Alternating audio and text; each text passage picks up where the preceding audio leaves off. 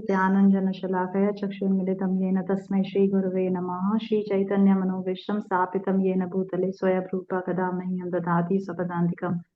वन्देऽहं श्रीगुरुश्रीयुतपदकमलं श्रीगुरून् वैष्णवांश्च श्रीरूपं साग्रजातं सगणगुरुनाथं वितान्तं सजीवं साद्वैतं सावधूतं परिजनसहितं कृष्णचैतन्यदेवं श्रीराधाकृष्णपादान् सगणललिता श्रीविशाखान्वितांश्च हे कृष्ण करुणा सिंधु दीन बंधु जगतपते गोपेश गोपकांत राधा कांत नमस्ते तप्त कांचना गौरंगी राधे वृंदावनेश्वरी ऋषभ भानुसुते देवी प्रणमामि हरिप्रिय वांछा कल्पतरुवैश्च कृपा सिन्धुभैव च पतितानां पावनेभ्यो वैष्णवेभ्यो नमो नमः।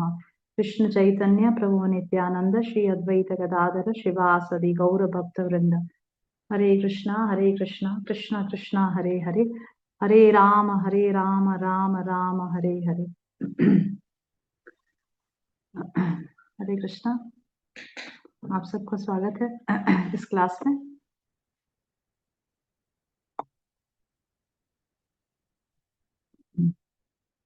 तो आज का हमारा टॉपिक है स्त्री पुरुष आकर्षण, इसके दुष्परिणाम और इससे कैसे बचें।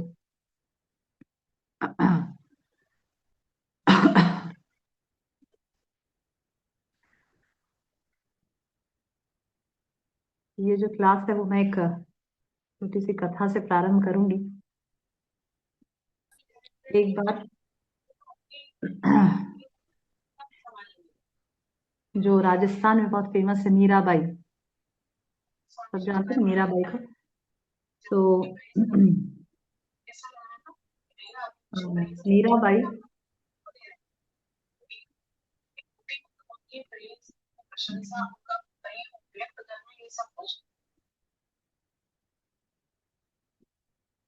एक बार मीराबाई जीव गोस्वामी से मिलने वृंदावन आती है। सभी को पता है जीव गोस्वामी कौन है। 6 गोस्वामियों में से एक है जीव गोस्वामी, जिन्होंने बहुत सारे शास्त्रों की रचना की है। तो मीराबाई बहुत ही फेमस है राजस्थान में, वह जीव गोस्वामी से मिलने आती हैं। तो जीव गोस्वामी कहते हैं, जीव गोस्वामी को कब पता चलता है कि कोई उनसे मिलने के लिए आया है, तो पूछते हैं कौन है। तो उनके जो सेवक हैं वो बताते हैं कि स्त्री आपसे मिलना चाहती है।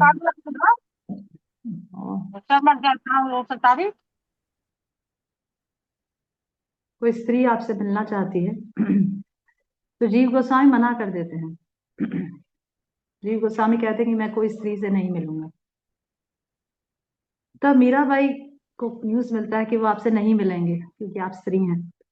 तो मीराबाई कहती है कि इस संसार में सभी तो स्त्री हैं, सिर्फ एकमात्र भगवान कृष्ण ही पुरुष हैं। इस संसार में सिर्फ एकमात्र पुरुष, इस पूरे जगत में एकमात्र पुरुष है भगवान श्री कृष्ण। पुरुष का अर्थ होता है इंजॉयर, भोक्ता, उसको पुरुष कहते हैं। और पुरुष की जो शक्तियां होती है, वी आर ऑल द प्रकृति। प्रकृति भगवान की शक्ति है।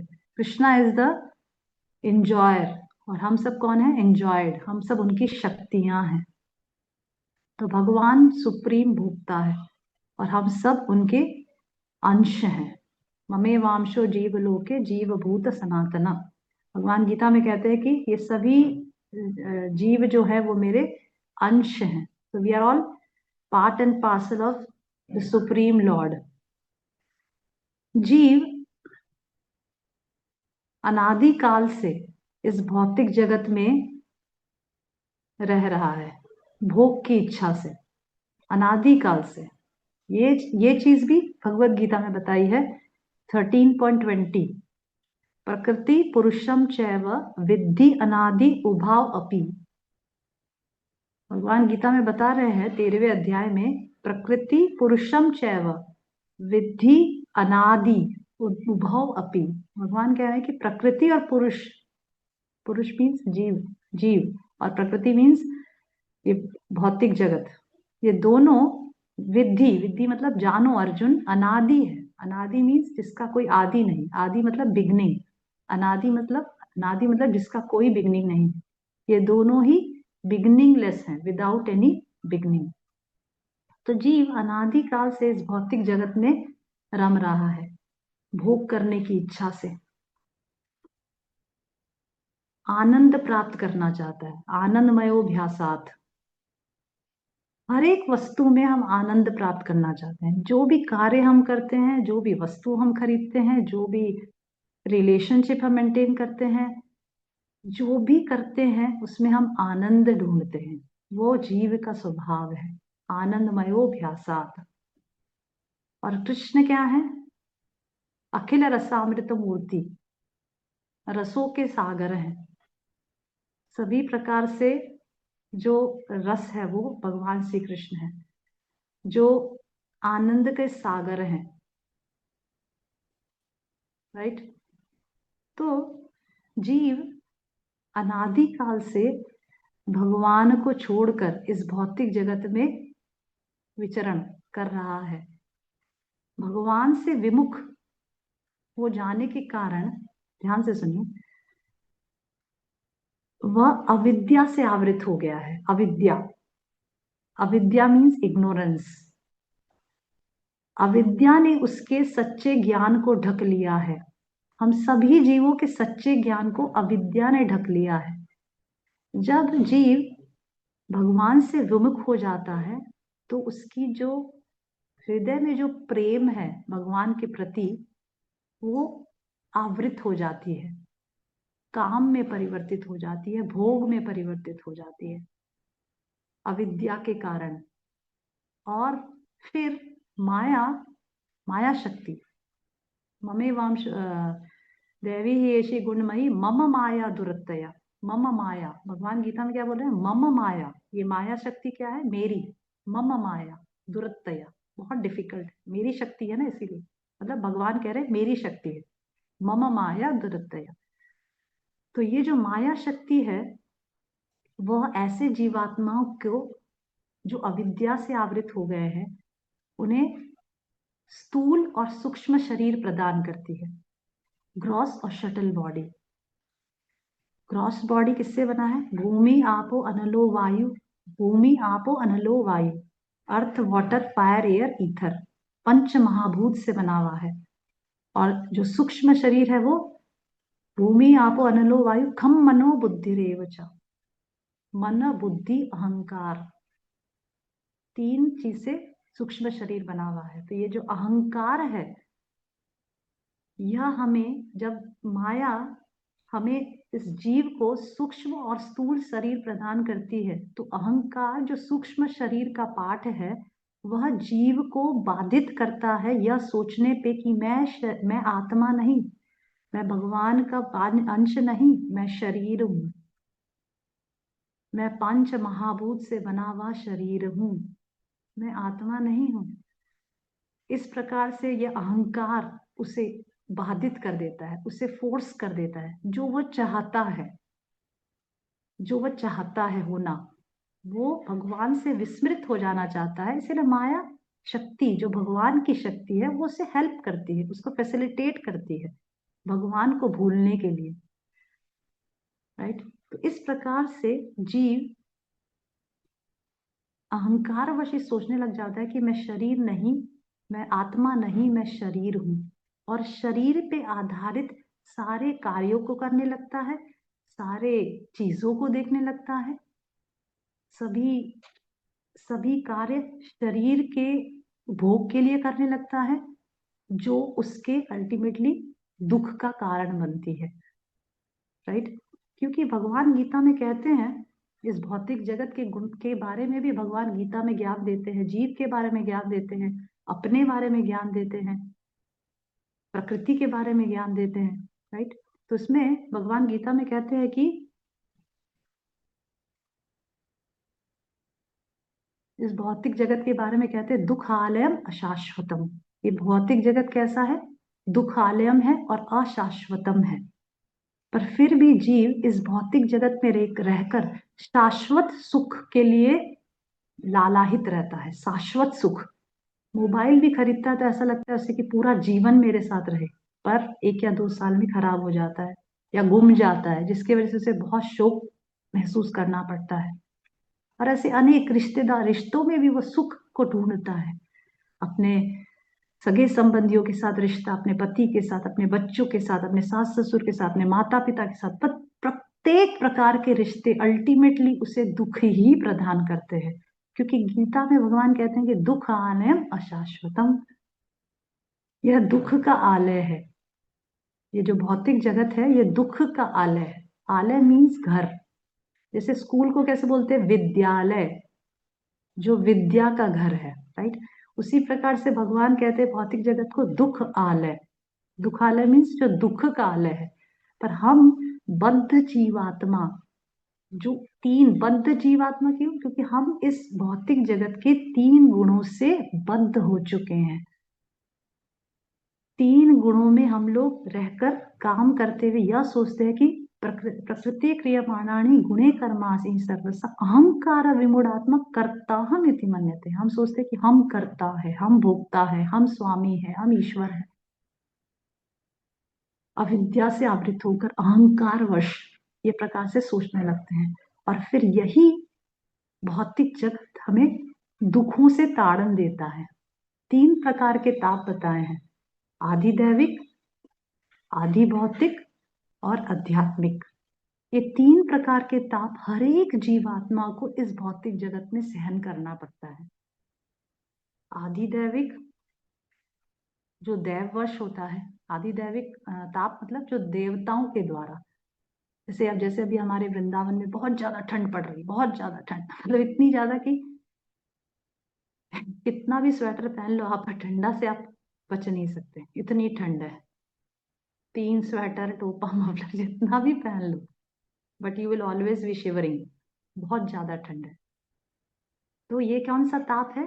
आधि दैविक। हर रोज सुबह उठ कर यही लगता है कि ये ठंड कब जाएगी, परेशान हो गए एकदम, पर कुछ नहीं कर सकते। जब ये जाएगी तब जाएगी, हम उस पे लाचार हैं, राइट।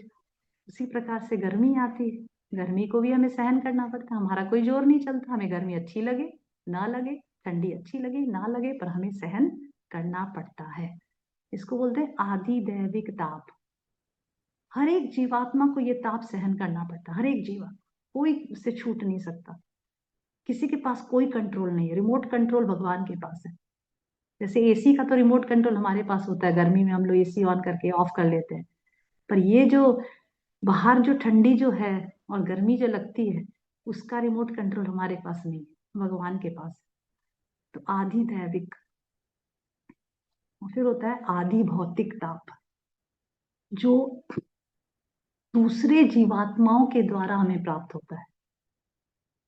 जैसे हम सोते हैं, कई कई जगह मच्छर बहुत रहते हैं, ना चाहते हुए भी मच्छर हमारी नींद खराब करते, राइट। कुछ नहीं कर सकते, ऑल आउट जलाते हैं, दैट इज पॉइजनस। वो भी अलग प्रकार से हमें परेशानी देता है, लंबे समय यूज करें तो हेल्थ इश्यूज हो जाते हैं, राइट। तो इसको बोलते हैं आधि भौतिक, मतलब दूसरे जीवों के द्वारा दिए गए ताप। कई बार बच्चा ठीक से पढ़ाई नहीं करता, कम मार्क्स लाता है, तो हम दुखी रहते हैं, नींद हराम हो जाती है, राइट। लगता है ये बच्चा मेरा डफर का डफर ही रह जाएगा कि पढ़ेगा कुछ, राइट। तो इस प्रकार से दूसरों जीवों के द्वारा दिया गया ताप को आधि भौतिक ताप कहते हैं। फिर होता है आध्यात्मिक, आधि भौतिक, आधि दैविक, आध्यात्मिक ताप। आध्यात्मिक ताप अपने मन के द्वारा दिया गया ताप। समझ लो प्रसाद लेते लेते मेरा जीभ कट जाए तो मैं किसको दोष दूंगी, राइट। कई बार ऐसा होता है ना, प्रसाद सेवन करते हैं, खाते हैं कुछ, तो खाते खाते हमारे ही दांत से हमारी हमारे गम्स कट जाते हैं कई बार, और उसकी वजह से बहुत पेन होता है, बहुत पेन। पर हम किसके ऊपर चिल्ला सकते हैं? अपने हस्बैंड के ऊपर, बच्चों के ऊपर, किसी को कुछ नहीं बोल सकते, because we are responsible, right. तो इसको बोलते हैं आदि आदि आध्यात्मिक ताप, जो हमारे द्वारा, हमारे मन के द्वारा दिया गया ताप, जिसके लिए कोई रिस्पॉन्सिबल नहीं। कई बार बैठे बैठे ही हमें दुख लगने लगता है, हम शोक में पड़ जाते हैं, हमें ऐसा मतलब हम समझ नहीं आता कि क्यों हमें ऐसे परेशानी हो रही, जबकि हमारा सब कुछ अच्छा है, तो भी वो दैट इज कॉल्ड दैट ताप that is given by our own mind, that is called आध्यात्मिक ताप। और इस तीन तापों से कोई मुक्त नहीं है। सम डिग्रीज ऑफ एवरीथिंग, कुछ कुछ परसेंटेज हर एक व्यक्ति के जीवन में है। किसी में आधी दैविक ज्यादा है, जैसे हमारे वृंदावन में आधी दैविक ज्यादा एक्सट्रीम वेदर की वजह से ठंडी और गर्मी दोनों ही बहुत ज्यादा एक्सट्रीम है। तो कई कई जगह आधी दैविक ज्यादा है, कई जगह आधी भौतिक, कई जगह आध्यात्मिक। तो इस प्रकार से अलग अलग परसेंटेज में हर एक जीवात्मा इन तीनों तापों से क्या बोलते हैं ग्रस्त है।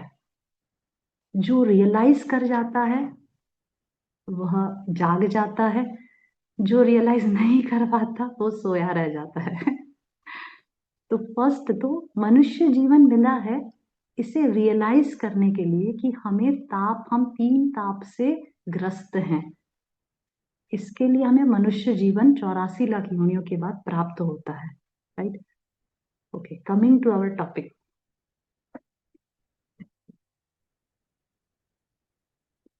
जब जीवात्मा को यह रियलाइज होता है कि वो क्यों इस भौतिक जगत पे सफर कर रहा है, तो उसे एक कंफ्यूजन जब होता है तो उसे एक सुपीरियर अथॉरिटी का सहारा लेना चाहिए, गुरु साधु शास्त्र का सहारा लेना चाहिए जो इसे एक सही ज्ञान दे पाए। गीता के 16वें अध्याय के 24वें श्लोक में भगवान बताते हैं, तस्मात् शास्त्रम तस्मात् शास्त्रम प्रमाणम ते कार्या कार्य व्यवस्थितौ। भगवान कह रहे हैं कि तस्मात् शास्त्रम प्रमाणम ते कार्य कार्य व्यवस्थितौ। तुम्हें कौन सा कार्य करना है, कौन सा कार्य नहीं करना है, वह तुम्हें शास्त्रों से सीखना चाहिए। शास्त्रम प्रमाणम ते, शास्त्र बताएंगे कि भाई हमारे लिए कौन सा कार्य ठीक है, कौन सा कार्य ठीक नहीं है।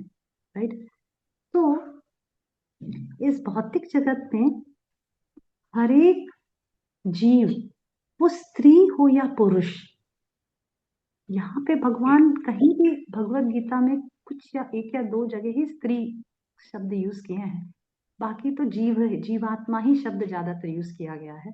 अनेकों जगह जीवात्मा ही कहें, क्योंकि इस भौतिक जगत में हर एक जीव, वो स्त्री हो या पुरुष हो, तीन गुणों से ग्रस्त है, तीन गुणों से बद्ध है।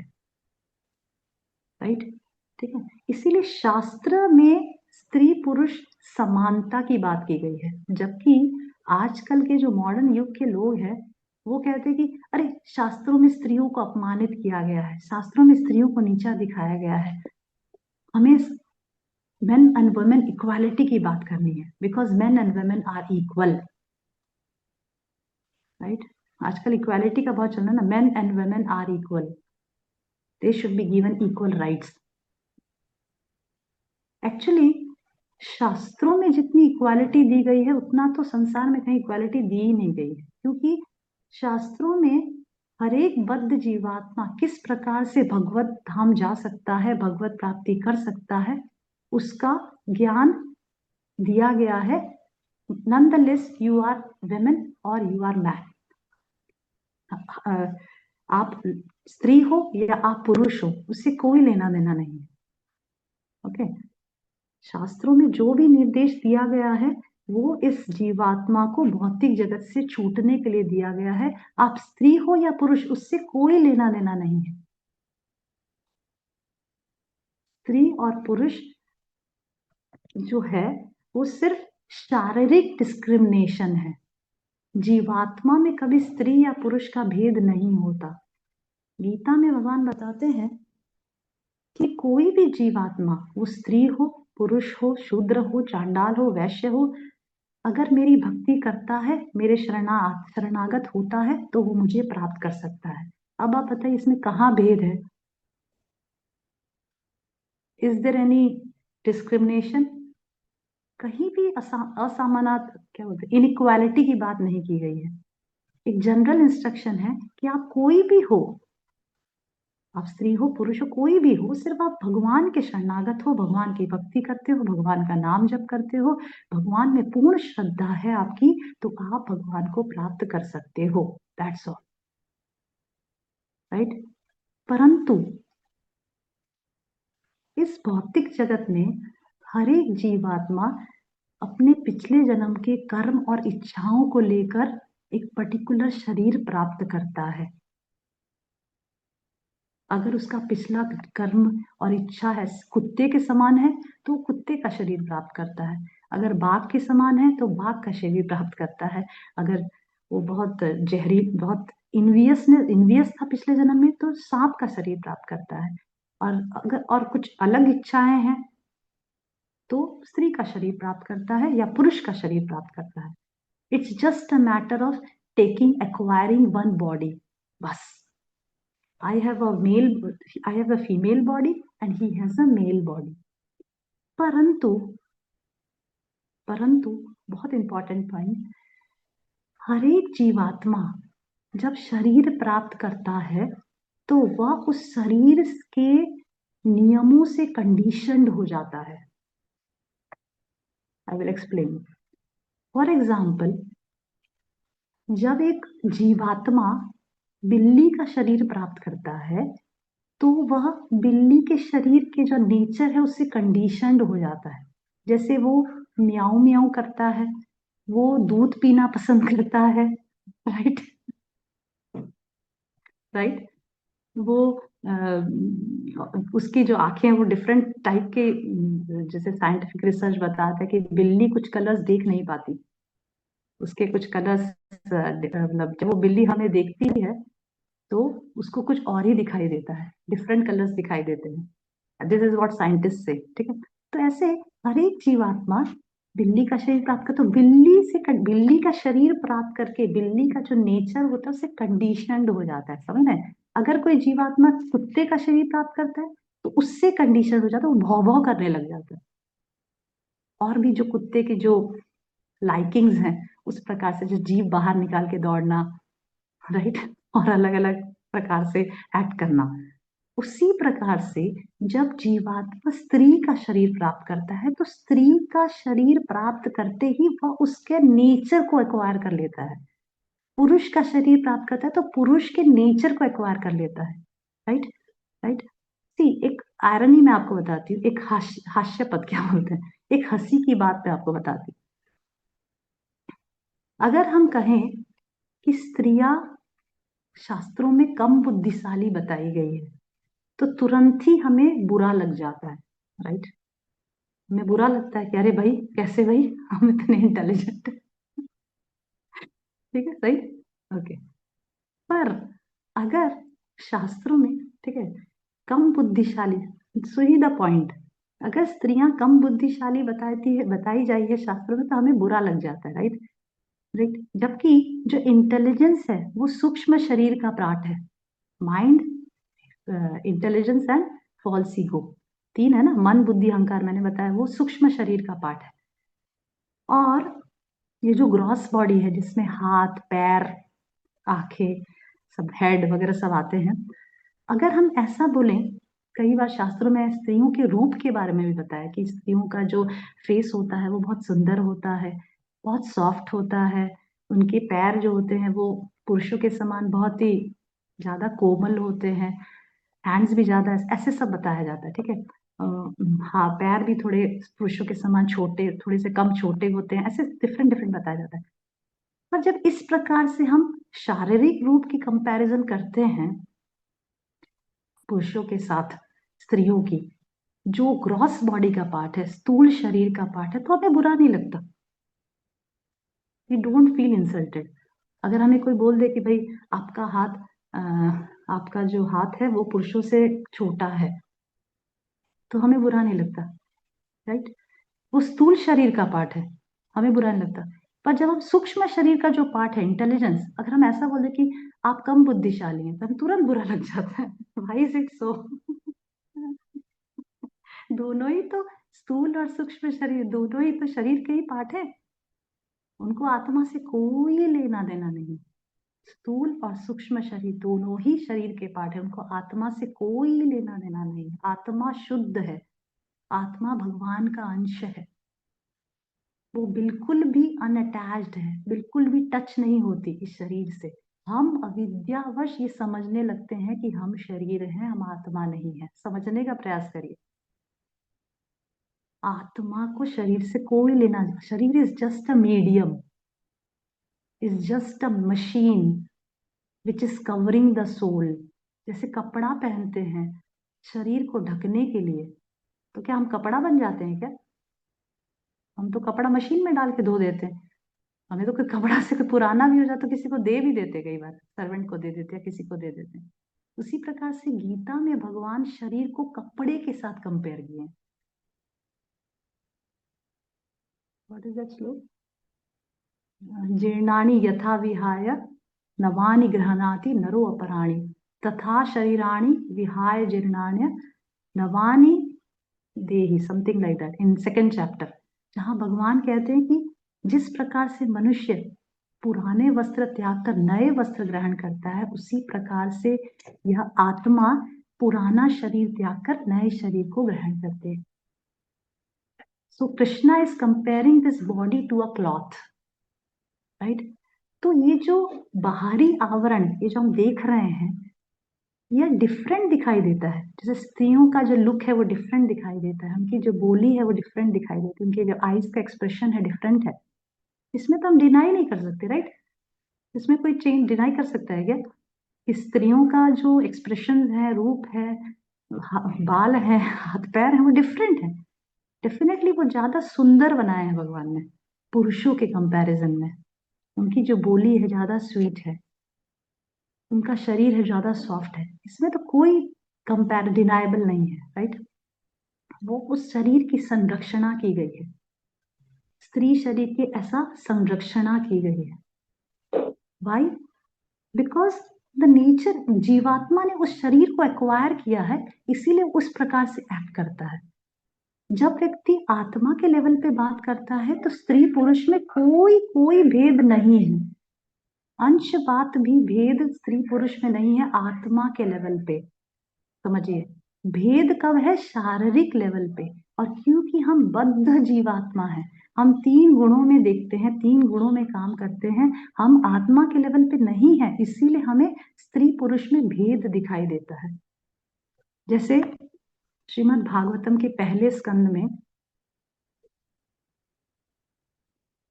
श्रीमद् भागवतम के पहले स्कंद में सुखदेव गोस्वामी की चर्चा आती है। सुखदेव गोस्वामी जो व्यासदेव के पुत्र हैं, वो only 1 second, my mobile is getting on. Only 1 second, I'll charge, put it in charging.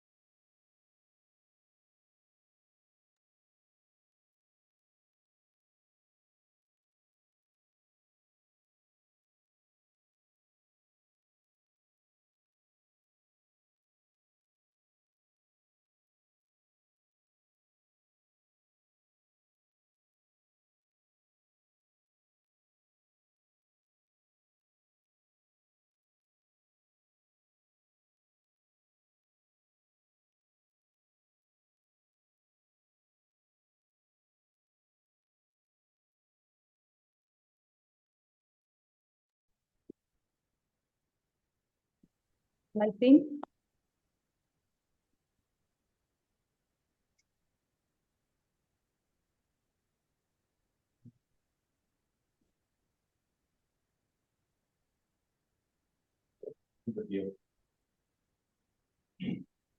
Okay, Hare Krishna. Am I audible? Yes, ji Can I माता जी। correct? यस माता।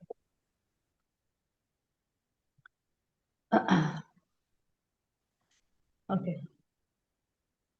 तो सुखदेव गोस्वामी की कथा श्रीमद् भागवतम के पहले स्कंद में आती है, जहां पर बताया जाता है कि सुखदेव गोस्वामी जो व्यासदेव के बेटे हैं, तो सुखदेव गोस्वामी जब माता के गर्भ में थे तो 16 साल की आयु तक वो माता के गर्भ में ही रहे। वो बाहर नहीं आना चाहते थे because he was afraid Hare of the Krishna. Material. सुनाई नहीं दे रहा? सॉरी माता जी, नहीं माता जी, आपका पीछे का जो लाइट है ना वो थोड़ा आ रहा है, पीछे का लाइट।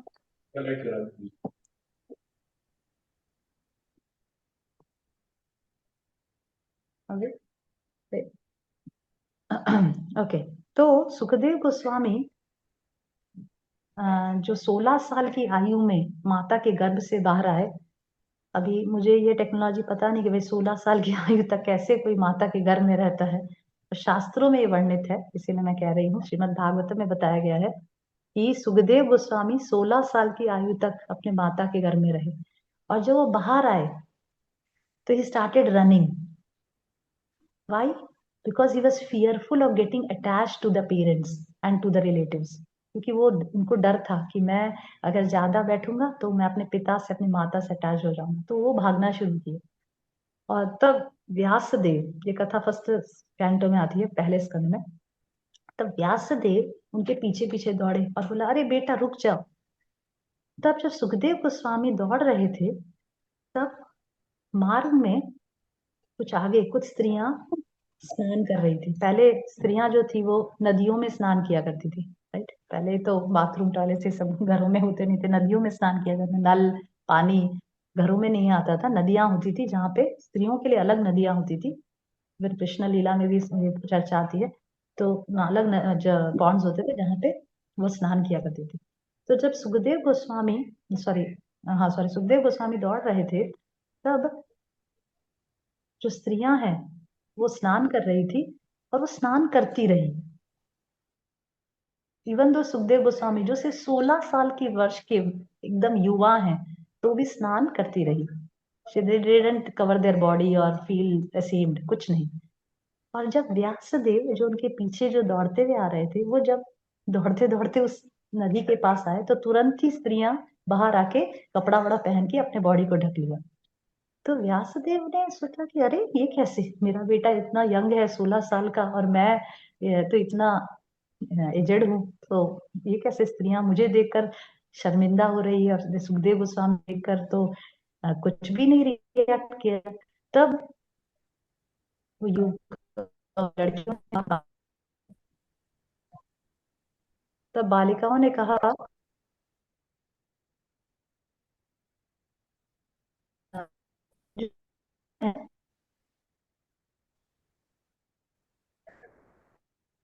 से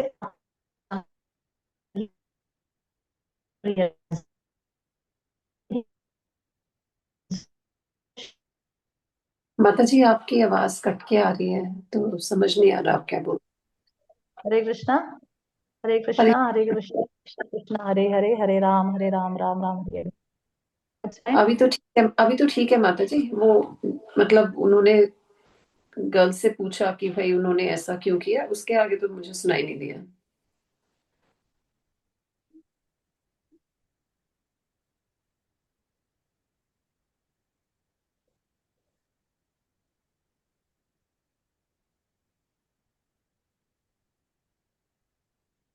हमारा नेटवर्क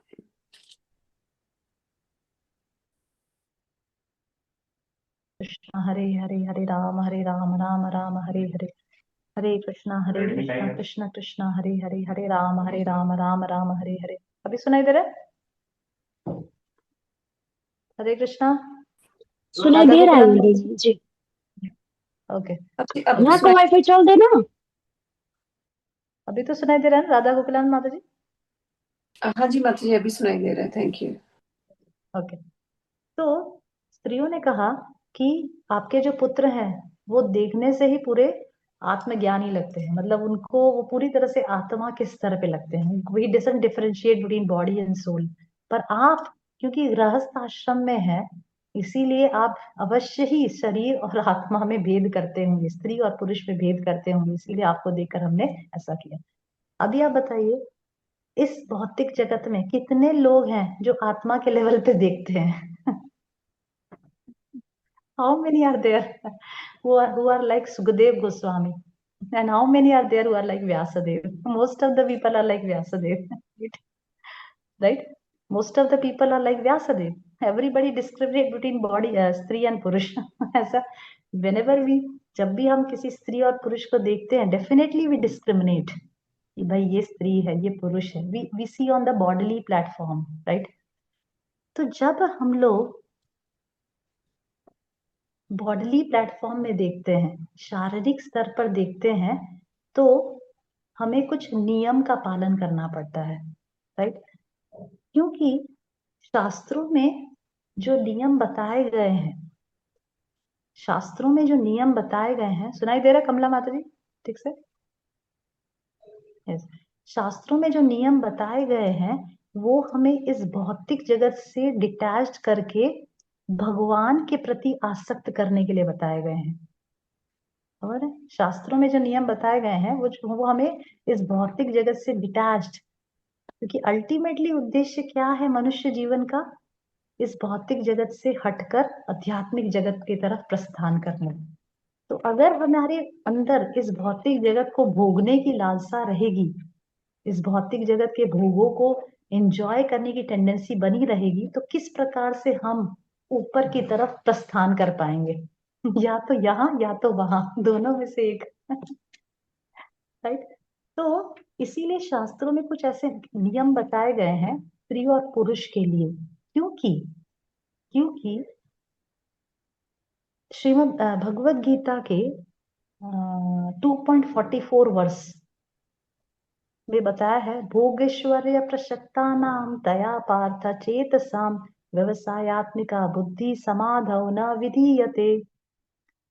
2.44 वर्ष में बताया गया कि भोगेश्वर्य प्रसक्तानां तया पार्थ चेतसां व्यवसायात्मिका बुद्धि समाधौ न विधीयते. कृष्णा कह रहे हैं कि जिनमें भोग और ऐश्वर्य प्रसक्ता नाम, जो भोग और ऐश्वर्य से बहुत ज्यादा आसक्त हैं, भोग इस भौतिक जगत के भोग और ऐश्वर्य मतलब ऑपुलेंस से बहुत ज्यादा आसक्त हैं, तया पार्थ चेतसा व्यवसायात्मिक बुद्धि समाधो न विधीयते. वो इस भौतिक वह भगवान की भक्ति को दृढ़ता से पालन नहीं कर सकते. मतलब यहाँ का जो भोग है, ये जो इंद्रिय भोग है, भौतिक भोग है, वो हमें आध्यात्मिक प्रगति में बाधा पहुंचाता है.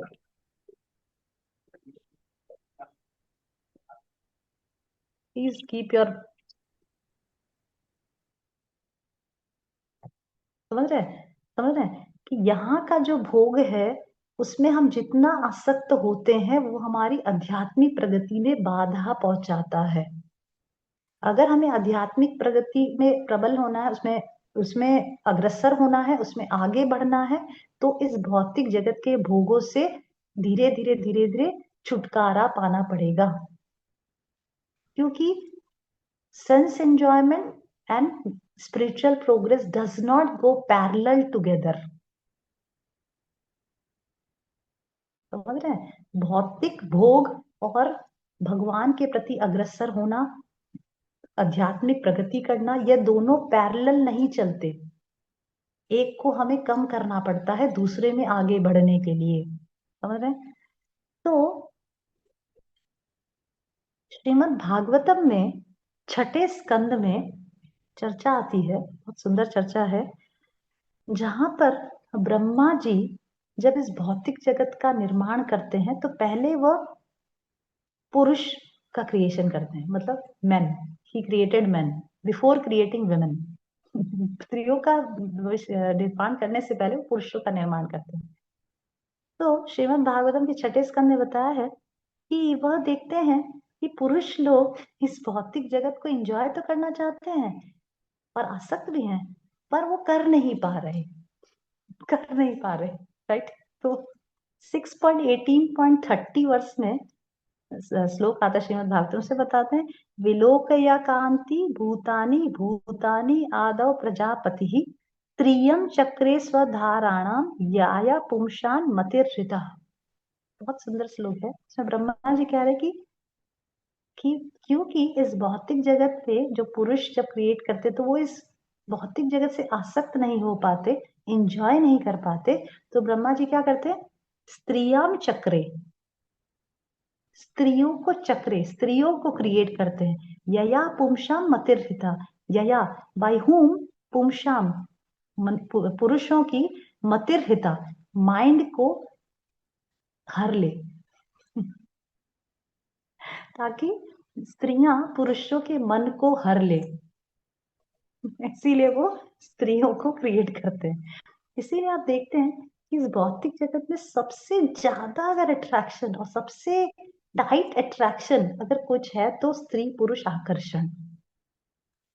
एक बार मोबाइल से अट्रैक्शन होता है, ठीक है, कोई मॉडल से अट्रैक्शन होता है, या कोई लैपटॉप के मॉडल से अट्रैक्शन होता है, या कोई टीवी के मॉडल से अट्रैक्शन, या घर से अट्रैक्शन होता है, तो लोग वो डिस्ट्रॉय हो जाते, छूट जाते, तो भी सुसाइड नहीं करते, right?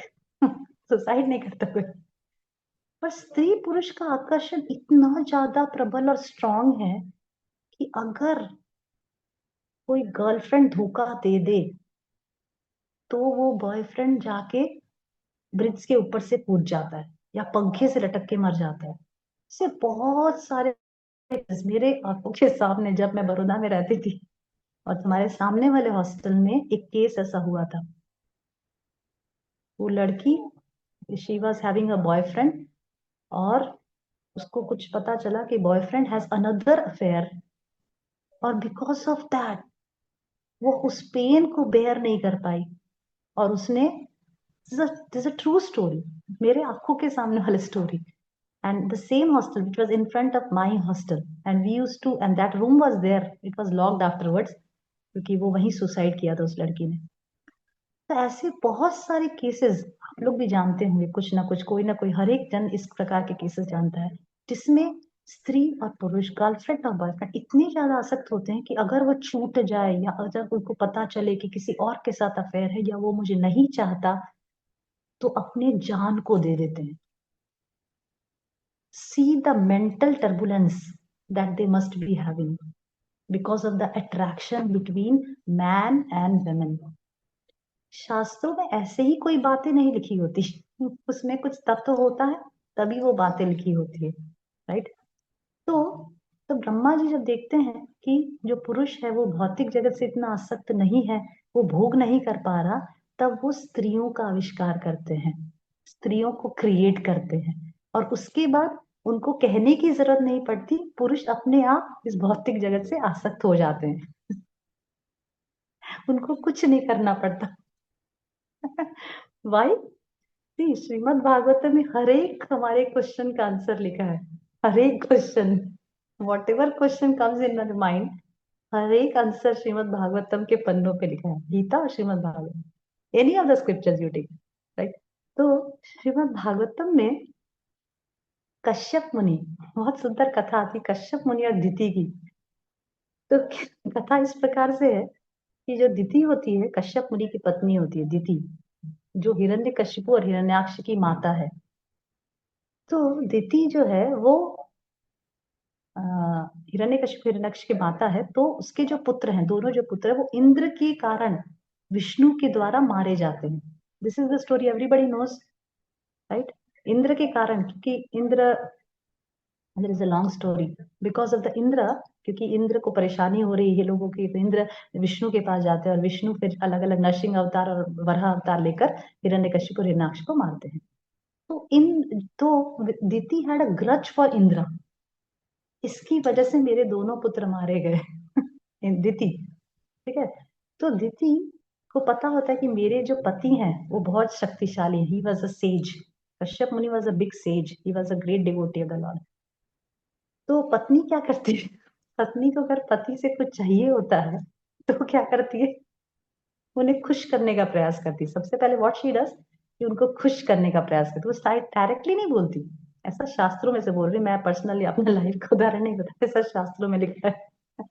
I will not read the whole story, story में से ही मैं बता रही हूँ, can read yourself, it comes in 6.18 chapter, 6th canto 18 chapter आप पढ़ सकते हैं खुद से, जो भी चीज मैं बोल रही हूँ उसमें पाया जाता है। तो दिति क्या करती, प्लान करती है कि मैं इस इंद्र को मारना चाहती हूँ। तो दिति सोचती है कि कश्यप मुनि मुझे कर सकते हैं, ये काम कश्यप कर सकते हैं। तो दिति स्टार्टेड सर्विंग कश्यप मुनि विद ऑल द हार्ट्स, अपने दिल से अपने हस्बैंड की सेवा करना शुरू करती। इतनी अच्छी सेवा अपने हस्बैंड की करती कि हस्बैंड बहुत खुश हो जाते हैं। और फिर हस्बैंड कश्यप मुनि एक दिन कहते कि तुम कितनी अच्छे से मेरी सेवा करती हो, तुमने कभी कुछ नहीं मांगा, तुम कुछ मांगो। That what Diti wants. Diti वही चाहती है कि वो पूछे। एंड दिति ने कहती कि यस आई वांट टू, मैं आपसे कुछ मांगना चाहती हूँ। तो कश्यप बोले यस, मेरा तुम्हारा अधिकार है कि तुम मुझसे मांगो, कि तुम मेरे कितनी अच्छी सेवा करती हो। तो दिति कहती है कि मैं एक ऐसा पुत्र चाहती हूँ जो इंद्र का नाश करे, जो इंद्र को मार डाले। बस जब कश्यप मुनि ऐसा सुनते हैं, then he regrets for giving the boon. क्यों?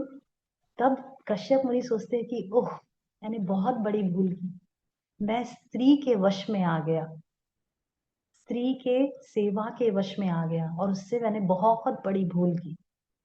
राइट?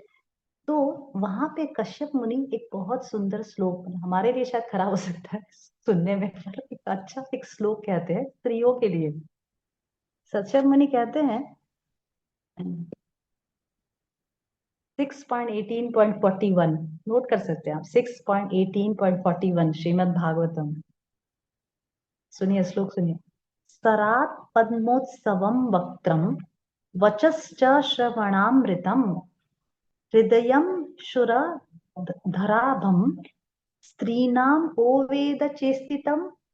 कश्यप मुनि कह रहे हैं कि सरात् पद्मोत्सवम वक्त्रम, जो स्त्री है वो सरात् परमोत्सवम वक्त्रम, सरात् मतलब ऑटम सीजन, पद्म, पद्म मतलब लोटस, पद्मोत्सवम, पद्मोत्सव मतलब एक उसका जो स्त्री का जो फेस होता है वो एक ब्लॉसमिंग लोटस फ्लावर के, ऑटम में, ऑटम सीजन, जैसे अभी ऑटम सीजन आने वाला है, स्प्रिंग सीजन जिसको बोलते हैं, उसमें जब कमल का फूल खिलता है वो बहुत सुंदर माना जाता है।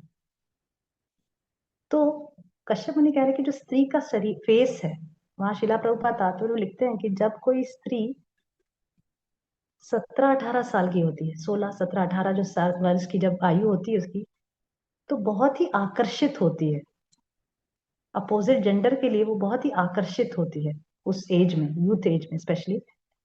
तो कश्यप मुनि कह रहे हैं कि स्त्रियों का सौंदर्य कैसा है? सरात पद्मोत्सरम, मतलब एक शरत ऋतु में खिले हुए कमल के पुष्प के समान है।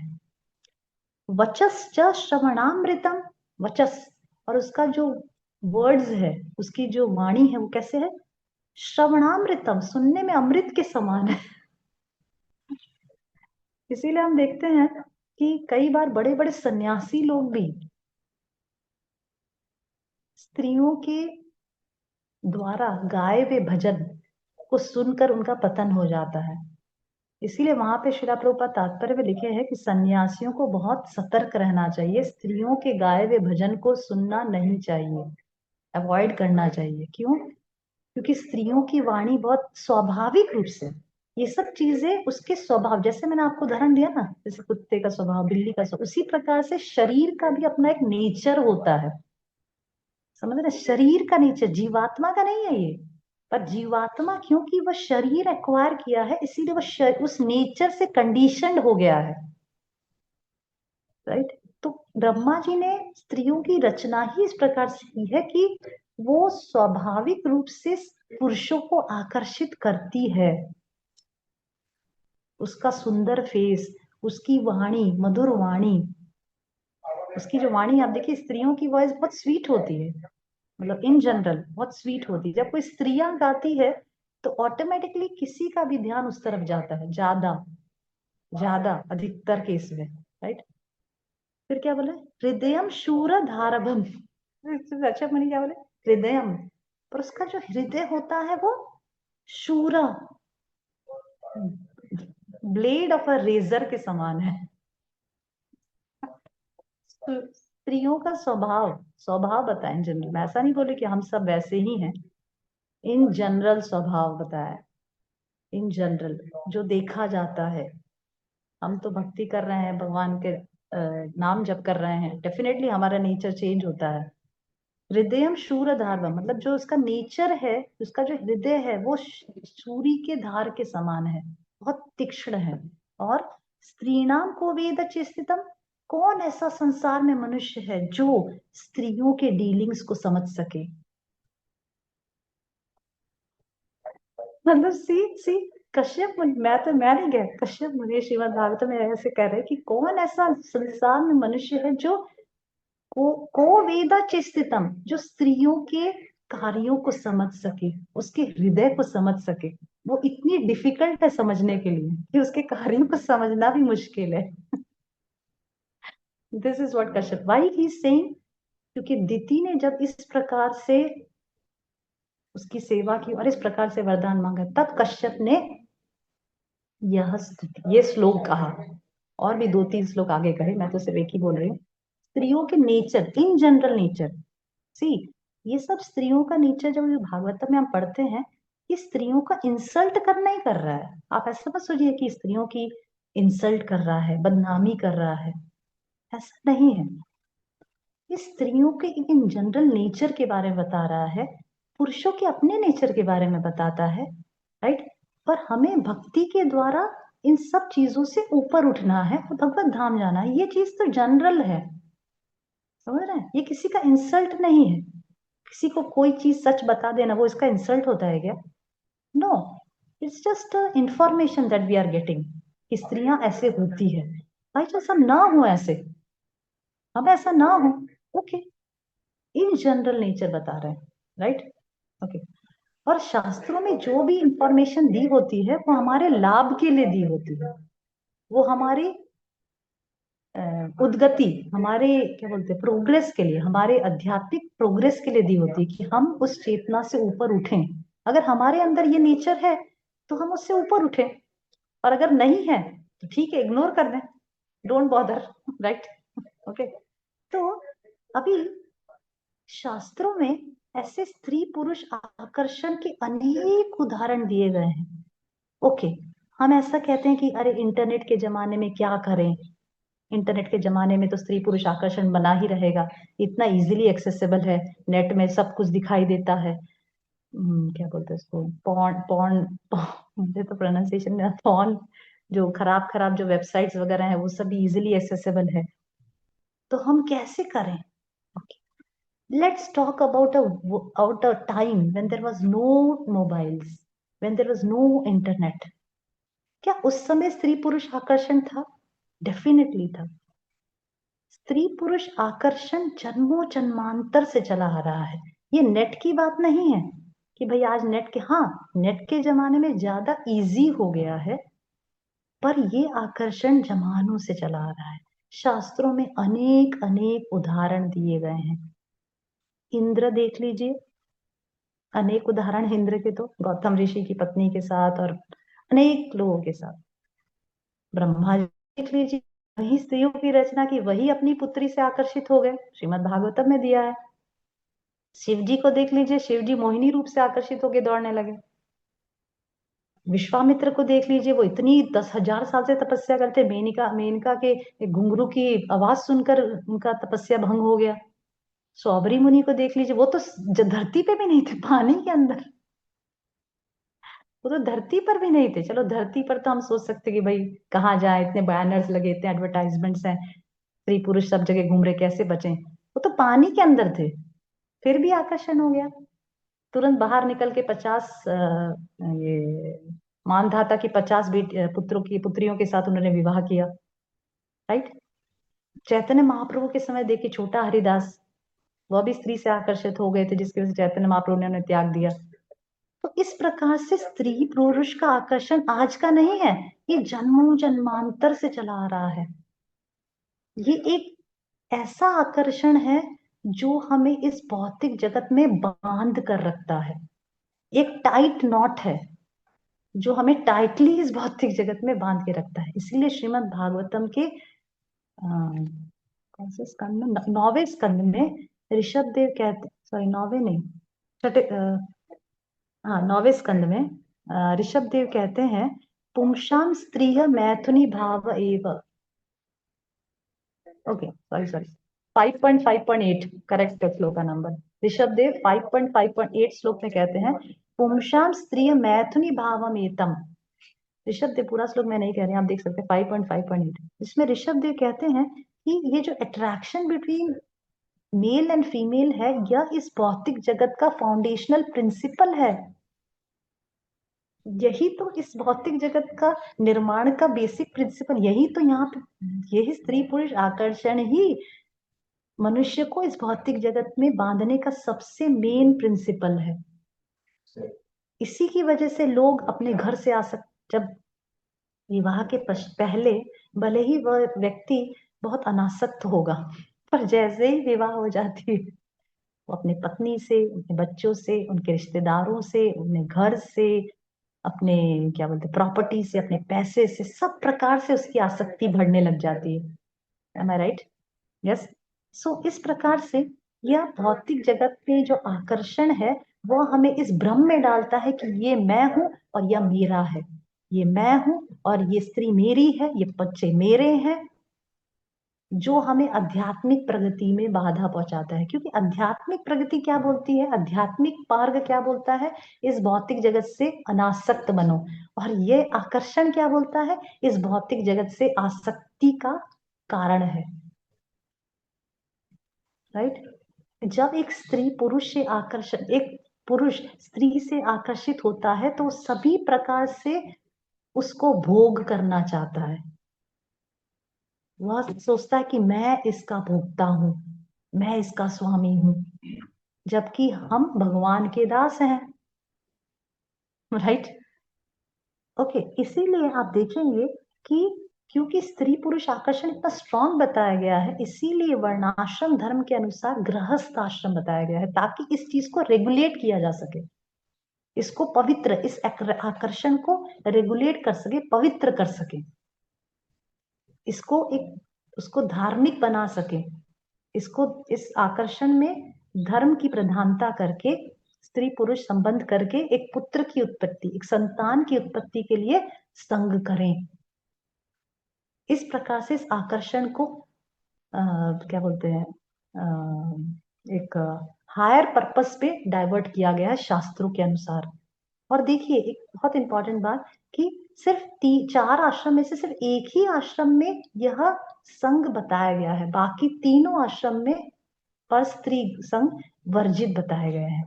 ब्रह्मचारी हो, वानप्रस्थी हो या सन्यासी हो, उसमें तीनों आश्रम में पर स्त्री संग को वर्जित बताया गया है, बैन बताया गया है। ओनली गृहस्थ आश्रम में ही स्त्री संग बताया गया है। माता जी सॉरी, आपने पर स्त्री बोला, स्त्री संघ, सॉरी स्त्री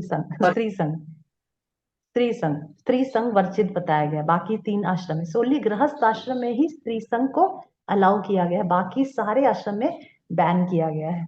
right? Okay okay.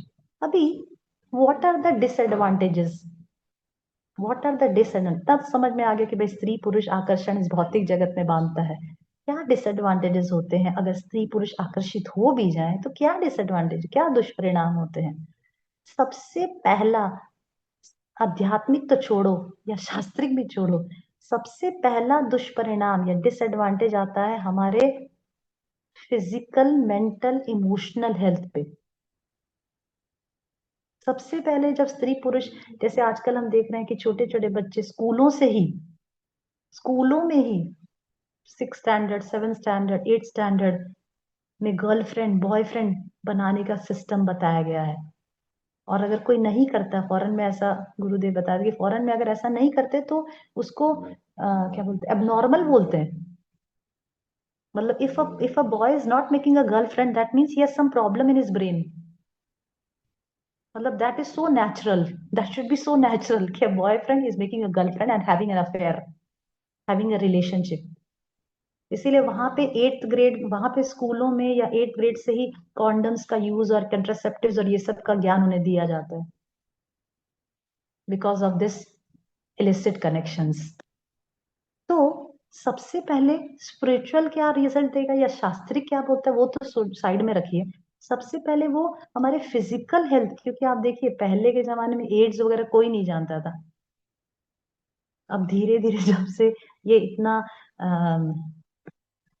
Main women relationships, ये सब जब आपसे इतना छूटछाट दी गई है, तब से एक नए डिजीज का आविष्कार हुआ, एड्स, राइट। और उसको रोकने के लिए ज्यादा से ज्यादा कॉन्ट्रासेप्टिव्स और कॉन्डम्स का उपयोग बताया गया, जो सब विफल होते जा रहे हैं, राइट। उसके बाद फिजिकल हेल्थ हेल्थ हेल्थ तो इफेक्ट होता ही है, साथ साथ मेंटल टर्बुलेंस बहुत ज्यादा होता है। जैसे मैंने आपको बताया कि इतना ज्यादा होता है कि लोग सुसाइड कमिट करना चले जाते हैं, राइट। तो इस प्रकार से मटेरियली भी देखा जाए तो ये बहुत ज्यादा हमें एज हार्मफुल इफेक्ट्स देता है। Okay, coming to the spiritual angle, अगर हम इस प्रकार से इलिसिट कनेक्शंस रखते हैं, इस प्रकार से अनहेल्दी रिलेशनशिप्स रखते हैं, then that gives a very bad karmic reaction because it's sinful and leads us to hell. क्योंकि जानवरों की अगर योनि में आप देखें तो यह बहुत ही इजीली एक्सेसिबल है, राइट।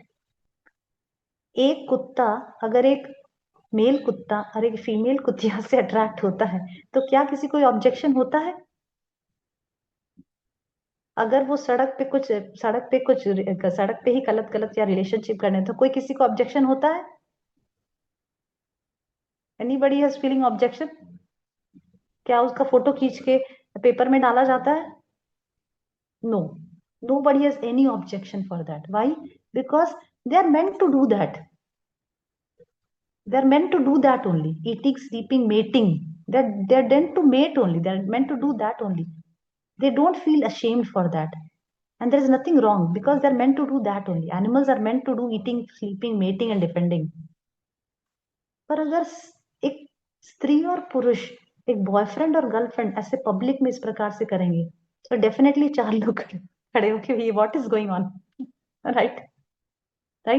पर अभी लोग इतने ज्यादा, मुझे याद, हम लोग गुजरात में रहते थे, एक बार बेटा जब मेरा छोटा था तो हमें ऐसा, मुझे अभी भी वो याद रह गया एक सीन याद रह गया।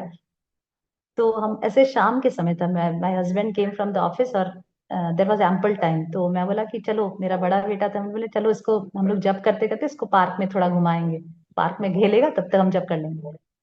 As soon as I went in the park in the evening, Gujarat की बात बता, I was astonished, nowhere we can sit in the park, such horrible scenes I can see in the park, all shameless boys and girls sitting, doing all nasty things. They were not feeling ashamed, but I was feeling ashamed. So we left the park. Right? तो ऐसा नहीं, आजकल जानवर बुद्धि मनुष्यों में भी आ रही है। जानवर तो करते ही थे, अब मनुष्य भी जानवर की कॉपी करके इस प्रकार से लड़का लड़की घूमना, लड़कियां कम कपड़े पहनना, शॉर्ट्स पहनना, mini skirts, what is this?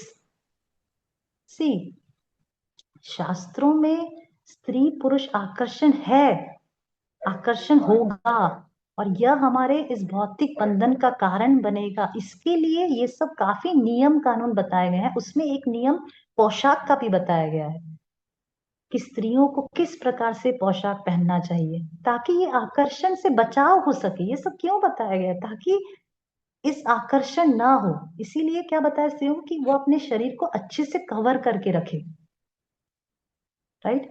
वो बाहर निकले तो जोर जोर से हंसी ना करे, जोर जोर से बोले ना। ये सब क्यों नियम बताए हैं? ताकि कोई पुरुष के उसके प्रति आकर्षण ना हो। समझ रहे? ये रेगुलेशंस उसको एक्सप्लॉइट करने के लिए या उसको नीचा दिखाने के लिए या उसको बैन करने के लिए नहीं बताया गया है, ये उसके प्रोटेक्शन के लिए बताया गया है। ये सोसाइटी को रेगुलेट करने के लिए बताया गया ताकि एक सोसाइटी धर्म पे आसानी से चल पाए, पुरुष आसानी से आध्यात्मिक प्रगति करे, स्त्री आसानी से आध्यात्मिक प्रगति करे।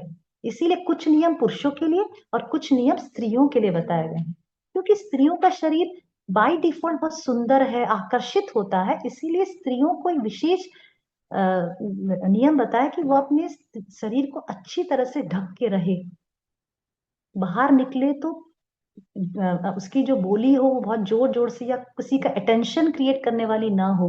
ये सब जो नियम क्यों बताएं? ताकि there be a regulation in the society, समझ रहे हैं? पर आजकल पूरा विपरीत हो रहा है। इक्वालिटी के नाम पे स्त्रियों का शोषण ना हो, ये सब के नाम पे और ज्यादा स्त्रियों का शोषण हो रहा है। आप देखिए ऐसे पुरुष जो, because ladies are more emotional and less intelligent, that's why they need protection ना, that's why they need protection, right? तो ऐसे जो पुरुष हैं जो स्त्रियों का शोषण करना चाहते हैं, वो इस प्रकार से एडवर्टाइज करते हैं कि अरे गर्ल्स को क्यों पीछे किया गया, they are also equal to man, come outside and be with us. और ऐसा करने के चक्कर में ladies are getting more exploited by that person itself. उसी पुरुष के द्वारा लेडीज आर एक्सप्लॉइटेड। कम कपड़े पहनना, 5 पुरुषों के साथ घूमना, ये सब क्या है? These are all animalistic society. क्योंकि it's better to be animals. क्यों? क्योंकि एनिमल्स में कोई रोक टोक, वो तो कपड़े पहनते ही नहीं है। एनिमल्स तो कपड़े पहनते ही नहीं है। They don't need clothes. और स्त्रियां भी अपने शरीर पे कपड़े कम करती जा रही because she want to be an animal in the next life. She also don't want to wear clothes, right? समझ रहे हैं? किस प्रकार से सोसाइटी पूरी तरह से गलत डायरेक्शन में जा रही है, हम पूरी तरह से देख सकते हैं आज के जमाने में। वो स्त्रियों का जमाना और आज के स्त्रियों का जमाना। एक वैसी स्त्रियां थी जो अपने हस्बैंड के अलावा किसी से ना बात करती थी, ना ज्यादा घूमती फिरती थी, ना ज्यादा संग करती थी। और आज की स्त्रियां इक्वालिटी के नाम पर, अपने राइट्स के नाम पे सभी पर पुरुषों के साथ घूमती है, बात करती है, काम करती है, राइट? तो क्या होगा? They will be degraded in the next life, because Krishna will say, okay, it's better that you be animals, then it will be easy for you to do all these things, right? Okay. So कार्मिक दृष्टिकोण से देखें तो ये इस प्रकार का जब अधर्म व्यक्ति करता है तो वो नरक में जाता है। ऐसा गीता में भगवान कहते हैं, यज्ञार्थात् कर्मणो अन्यत्र लोको अयं कर्म बंधना।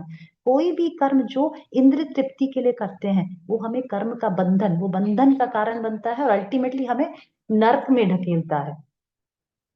क्योंकि हम पाप करते हैं तो नरक में जाते हैं, इस प्रकार का अधर्म करते हैं तो नरक में जाते हैं, शास्त्रों के विरुद्ध कार्य करते हैं तो नीचे की योनियों में गिरते हैं, राइट?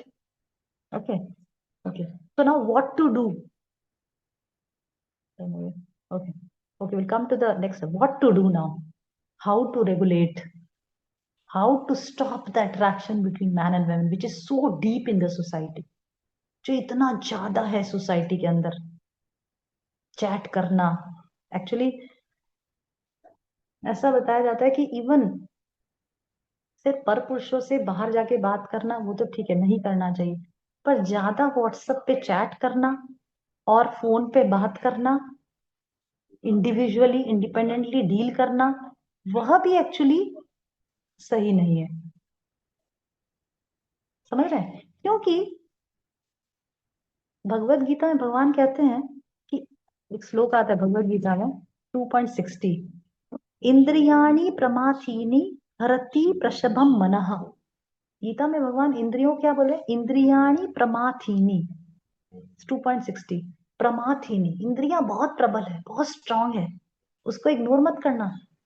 इवन श्रीमद् भागवतम में तो you will be astonished, 9th canto में ऋषभ, 9th कैंटो में कौन कहते हैं, I don't remember, 9th canto में श्लोक आता है 9.18.17, आप देख सकते हैं।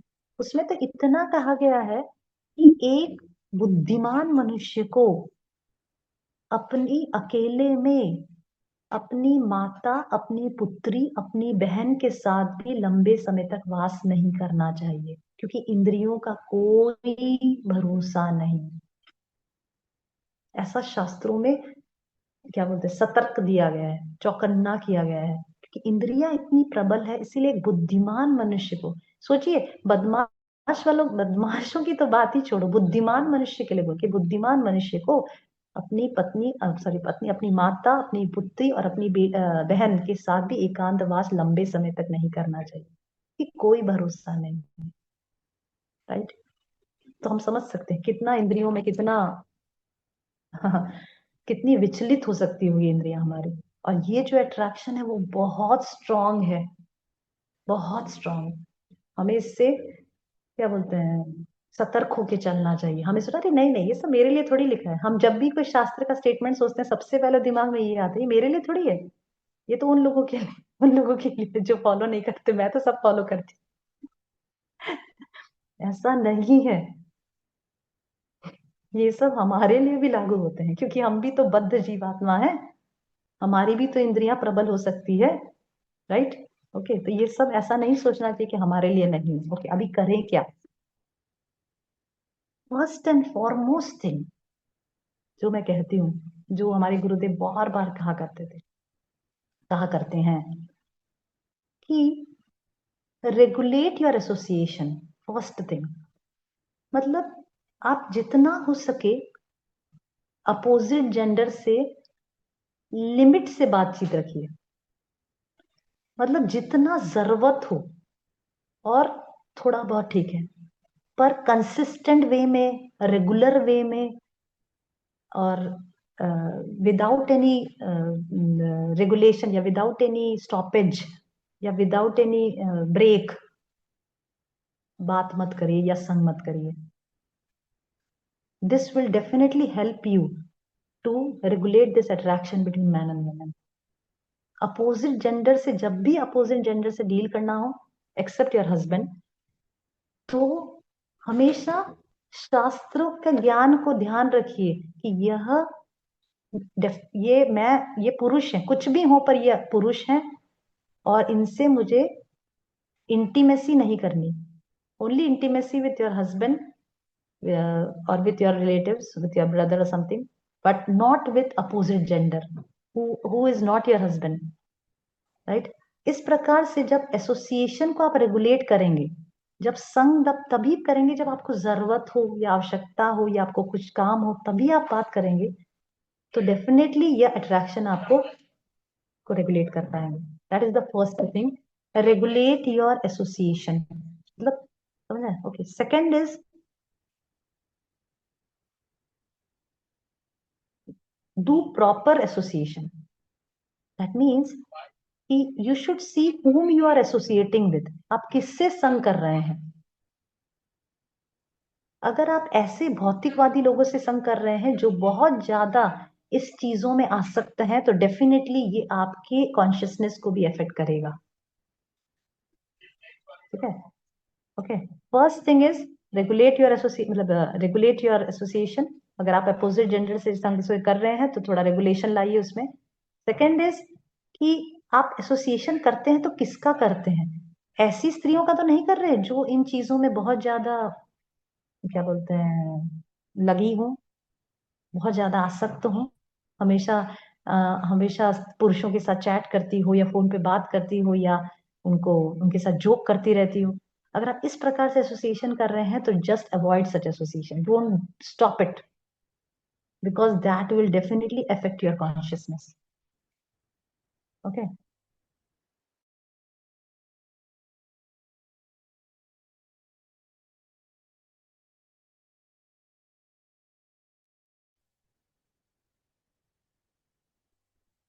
हरे कृष्ण माता ji.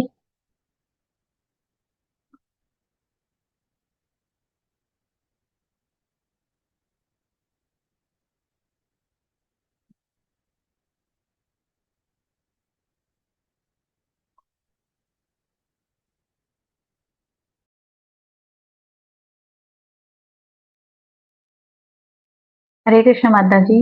I think your audio and video is stuck.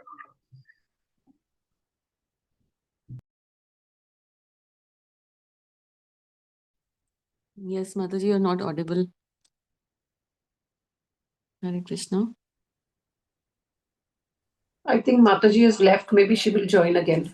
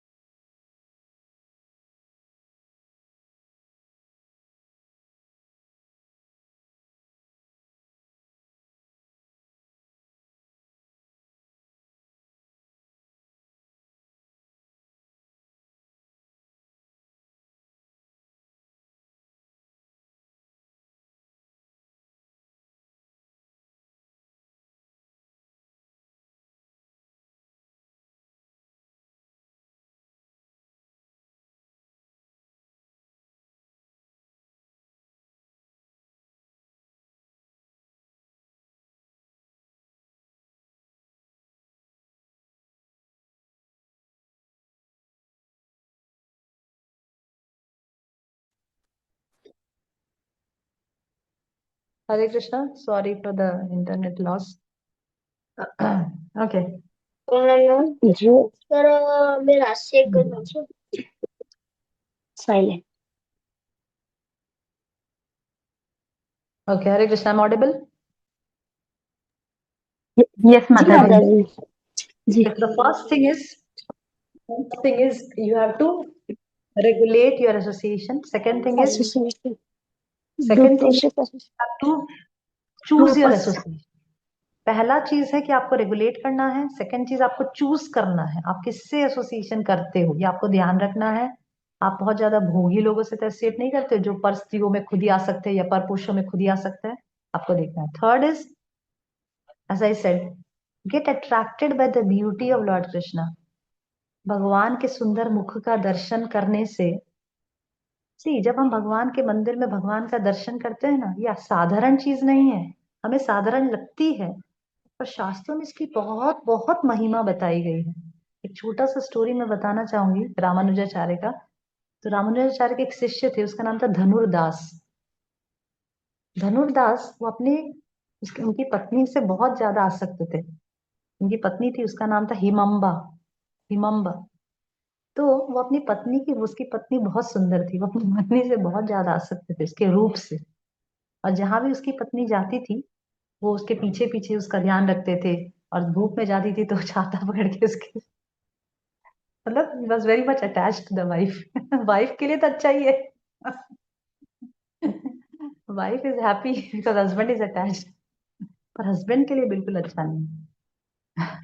Okay तो धनुर्दास अपनी वाइफ जहां भी जाता अपनी वाइफ के लिए छाता लेकर उसके, तो एक बार वो धूप में निकले तो वो अपनी वाइफ के लिए छाता पकड़ के चल रहे थे। एवरीबडी वाज लाफिंग एट धनुर्दास कि किस प्रकार का आदमी है, कितना अपना पत्नी से आ सकता है। But he was least bothered, he didn't bother, उसको कोई फर्क नहीं पड़ता था। तो वहां से रामानुजाचार्य पास हो रहे थे, तो रामानुजाचार्य ने देखा कि अरे ये कैसा आदमी है इतना ज्यादा। तो उन्होंने कहा कि तुम अपनी पत्नी के पीछे पीछे ऐसे क्यों दौड़ रहे हो? तो बोले, तो उसने कहा कि मैं अपनी पत्नी से बहुत आसक्त हूँ, मेरी पत्नी बहुत सुंदर है, उसकी आईज देखो कितनी सुंदर है ऐसा। तो रामानुजाचार्य ने कहा कि ठीक है, मैं तुमसे अगर इससे भी सुंदर कोई सुंदर रूप दिखाऊं तो इससे सुंदर कोई हो ही नहीं सकता संसार में। तो रामानुजाचार्य ने कहा कि ठीक है, तुम कल आना, मैं तुम्हें इससे भी सुंदर रूप बताऊंगा। तो धनुदास बोले ठीक है। तो दूसरे दिन गए, रामानुजाचार्य उनको भगवान रंगनाथ के टेम्पल लेकर गए। लॉर्ड रंगनाथ, ये रियल स्टोरी है।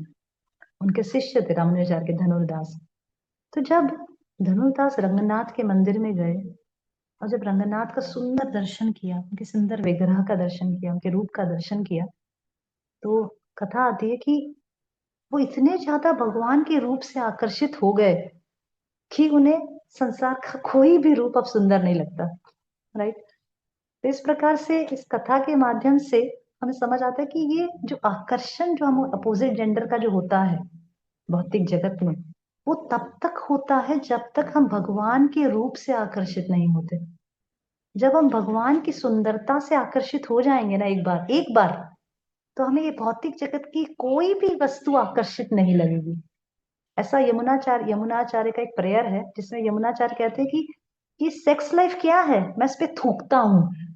ऐसा एक प्रेयर है यमुनाचार्य का, इंग्लिश में भेजूंगी ग्रुप में, कि मैं जब भी स्त्री पुरुष के आकर्षण और सेक्स लाइफ के बारे में सोचता मैं उस पर थूकता हूँ, स्पिट एट इट। ये क्या है? It's all rubbish. भगवान के रूप के सामने ये कुछ भी नहीं है। राइट। तो इस प्रकार से हमें प्रयास करना चाहिए, भगवान के दर्शन लेना चाहिए, भगवान के रूप का मनन करना चाहिए, चिंतन करना चाहिए। इस प्रकार से हम इस भौतिक जगत के समस्त आकर्षण से विरक्त हो सकते हैं, मुक्त हो सकते हैं। Right. So this is the third thing. Fourth is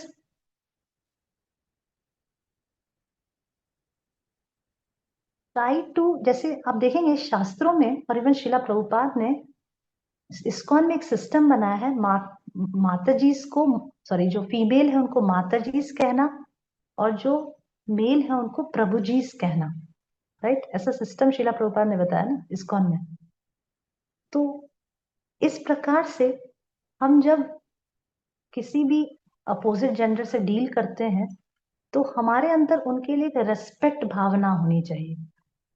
जब व्यक्ति को सामने वाले के लिए रेस्पेक्ट होता है, जैसे प्रभुपाद ने क्या कहा कि we should address all women as माता जीज, दैट मीन्स माता के समान देखना, और ऑल मेल एज प्रभु जीज, मतलब प्रभु मतलब मास्टर के समान देखना। तो जब हम इस प्रकार की भावना से एड्रेस करते हैं तो ऑटोमेटिकली वो भोग करने की टेंडेंसी हमारे अंदर कम हो जाती है, क्योंकि रेस्पेक्ट कम्स। जब किसी के लिए रेस्पेक्ट आता है ना, रेस्पेक्ट, तो डेफिनेटली उसको भोगने की इच्छा खत्म हो जाती है, समझ रहे? तो इसीलिए fourth thing is try to develop respect with the opposite gender, और try to address them as प्रभु जीज, और प्रभु जी हमारे लिए माता जीज। Okay, that is the fourth thing. Okay,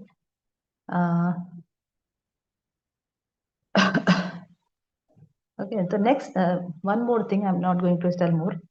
Another thing is, Krishna says in Bhagavad Gita that senses are very strong, but when we give the senses, कब senses strong होती है? जब हम उसे higher taste नहीं देते। But when we give the senses some higher taste, then definitely the lower taste of this material world goes away, right? कि जब किसी को रसगुल्ला मिल रहा है डेली, गुलाब जामुन मिल रहा है, तो वो चीनी का सेवन क्यों करेगा, right?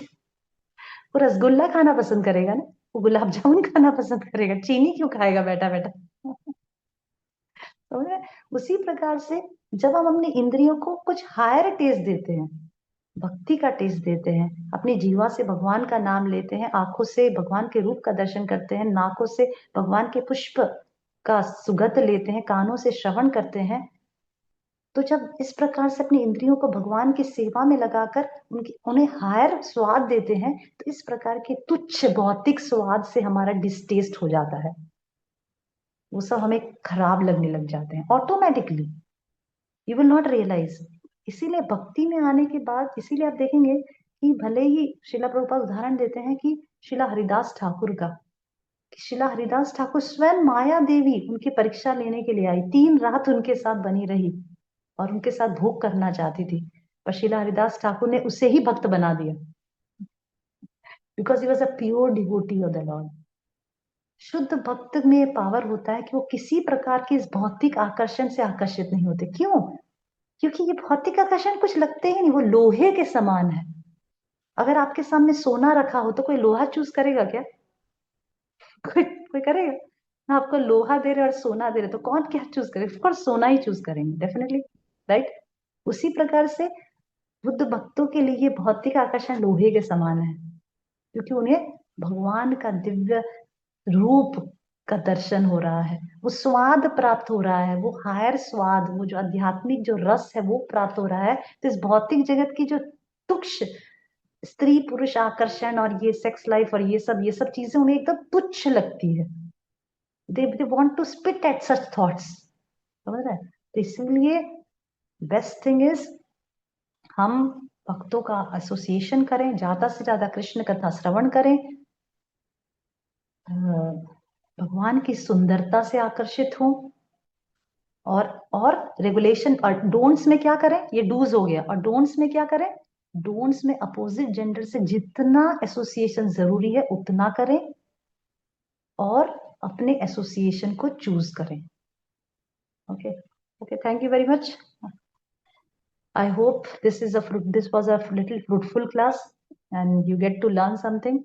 Okay, any questions, any comments?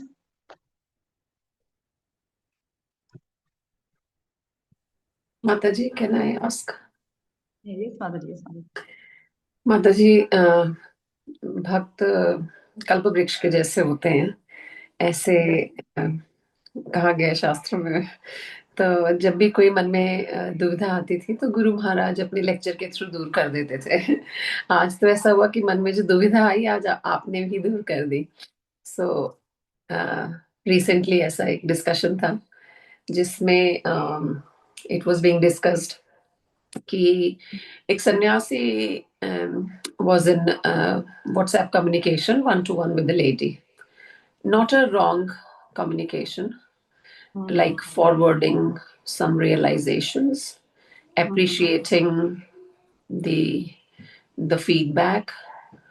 But I felt that this one-to-one communication is not appropriate, particularly for a sannyasi.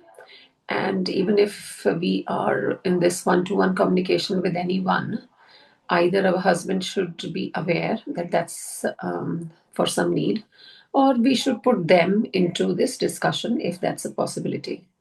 So, क्या मैं गलत सोच रही हूँ सन्यासी के बारे में, क्योंकि वो तो प्योर डिवोटी हो सकते हैं? हम्म, नहीं माता जी, एक्चुअली शिला प्रभुपाद ने तो बहुत विशेष रूप से इस प्रकार से एसोसिएशन के बहुत ज्यादा नियम रखे हैं। स्पेशली सन्यासियों के लिए तो बहुत स्ट्रिक्ट नियम है कि वो स्त्रियों के साथ बिल्कुल भी एकांत में क्या बोलते कोई भी डीलिंग्स ना करें, राइट। और इस प्रकार से इवन स्त्रियां जो पर्सनल सर्वेंट्स हैं, ये personal secretaries, sorry personal servant personal secretaries बन जाते हैं, ये सबको भी बहुत ज्यादा डिस्करेज किया गया है।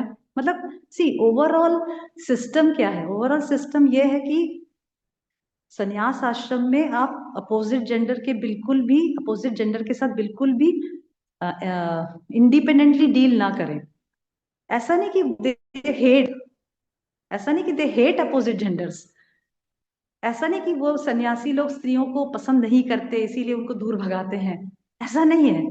Just to follow the rules and regulations of sannyas ashram and to be alert, because as I said senses are very strong, कभी भी उनका पतन हो सकता है, समझ रहे हैं। बड़े बड़े ऋषि मुनि जो इतने सालों से तपस्या करते, उनका पतन हो गया तो फिर हमारा तो क्या है, हम तो तपस्या भी नहीं कर रहे इतना कुछ।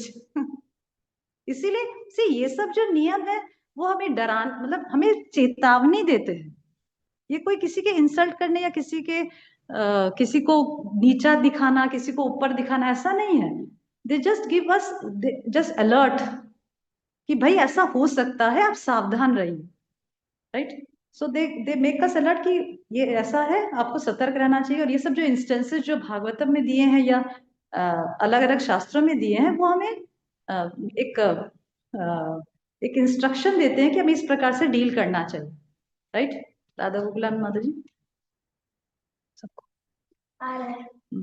Yes, right? Mataji, thank you. So you are dealing in yes, you are thinking in a right way, Mataji. There's nothing wrong about it. And the onus is on Mataji's also. For example, हम घर में लड़कियों को बोलते हैं कि आप ही पहले शुरुआत ना करें. Then the onus is on Mataji's also to not contribute to this. Is it a right understanding? I didn't get you, Mataji. What you are saying? The responsibility comes to ladies also. जैसे कहते हैं कि जब अगर स्त्रियां अपने आप को, अपने आचरण को सुधार लेंगी, तो फिर the chances of men to fall into a trap or into a problem, in a trouble, Yes. would be highly unlikely. Yes, yes. मतलब 80%, 60 to 70% it will go down. Yes, because see, women as such has been made by Lord Brahma, as we discussed in Srimad Bhagavatam, to attract the opposite gender, because they have been made in such way. उनका जो शारीरिक जो रचना है, उनका जो व्यवहार है, उनका जो बोलचाल है, उनका जो रहन सहन, वो सब इतना अट्रैक्टिव होता है अपोजिट जेंडर्स को, तो वो ऑटोमेटिकली वो उस प्रकार से आकर्षित हो जाते हैं, समझ रहे हैं। तो definitely we should at least from our side, पूरे समाज को तो नहीं बदल सकते हम लोग, हम पूरे सोसाइटी को तो नहीं बदल सकते, पर एटलीस्ट हम तो प्रयास करें, और जो हमारे संपर्क में आ रहा है उनको हम लोग ज्ञान दें। हम अपने तरफ से तो प्रयास करें कि भाई हम इसका पात्र ना बने, हम इसका पार्ट ना बने इस चीज का। भले ही पूरे समाज की में बहुत बड़ा ड्रास्टिक चेंज हम नहीं ला सकते कि सारी लड़कियों को और सारी स्त्रियों को हम बदल नहीं सकते, पर एटलीस्ट हम अपने में तो बदलाव लाएं, और हमसे जो संबंध रखते हैं, हमें जो जानते हैं, उनको हम ज्ञान दे सकते हैं कि भाई ये सही है, ऐसा करिए, वैसा करिए, राइट। राइट माताजी। माताजी आपने सही कहा था, सॉरी, यस यस यस कि वेस्ट में मतलब बहुत छोटी उम्र में ही बच्चों पे बहुत ऐसा प्रेशर आ जाता है। जैसे केशवी माधवी भी आज लेसन में ज्वाइन हुए, when they were in year through दूसरी कक्षा में ही स्कूल में थे कि इन्होंने आके बताया कि लड़कियां लड़कों को चिट्ठी लिखती हैं और उसमें आई लव यू लिखती हैं। तो वो मेरे लिए बहुत था कि मैं अपने बच्चों का बचपन नहीं खराब कर सकती। तो बस इनको फिर मैंने होम एजुकेशन में लिया and thanks to guidance from devotees like yourself Guru Maharaj की हम ऐसा एक बोल्ड डिसीजन ले पाए। तो thank you so much. Yes, Mataji, definitely. See, for homeschooling, Mataji, if you need any guidance, and if I can be of help, I will definitely like to help in this homeschooling. And in my future, I have plans for this also. And this is my heartfelt plans actually for future, that I want to go to different ISKCON temples and to different areas, and I want to spread this awareness actually of homeschooling. जो लोग डर जाते हैं नाम सुन के homeschooling का और सोचते हैं कि बाप रे स्कूल के बिना मेरा बच्चा कैसे survive करेगा, ये डर को मैं actually खत्म, मतलब now at present I'm not getting much time, but I want to have a systematic presentation on this homeschooling, and definitely my sons are also there, my both sons, because I can tell them that see my two sons. The elder son didn't go to school, मतलब he did open schooling.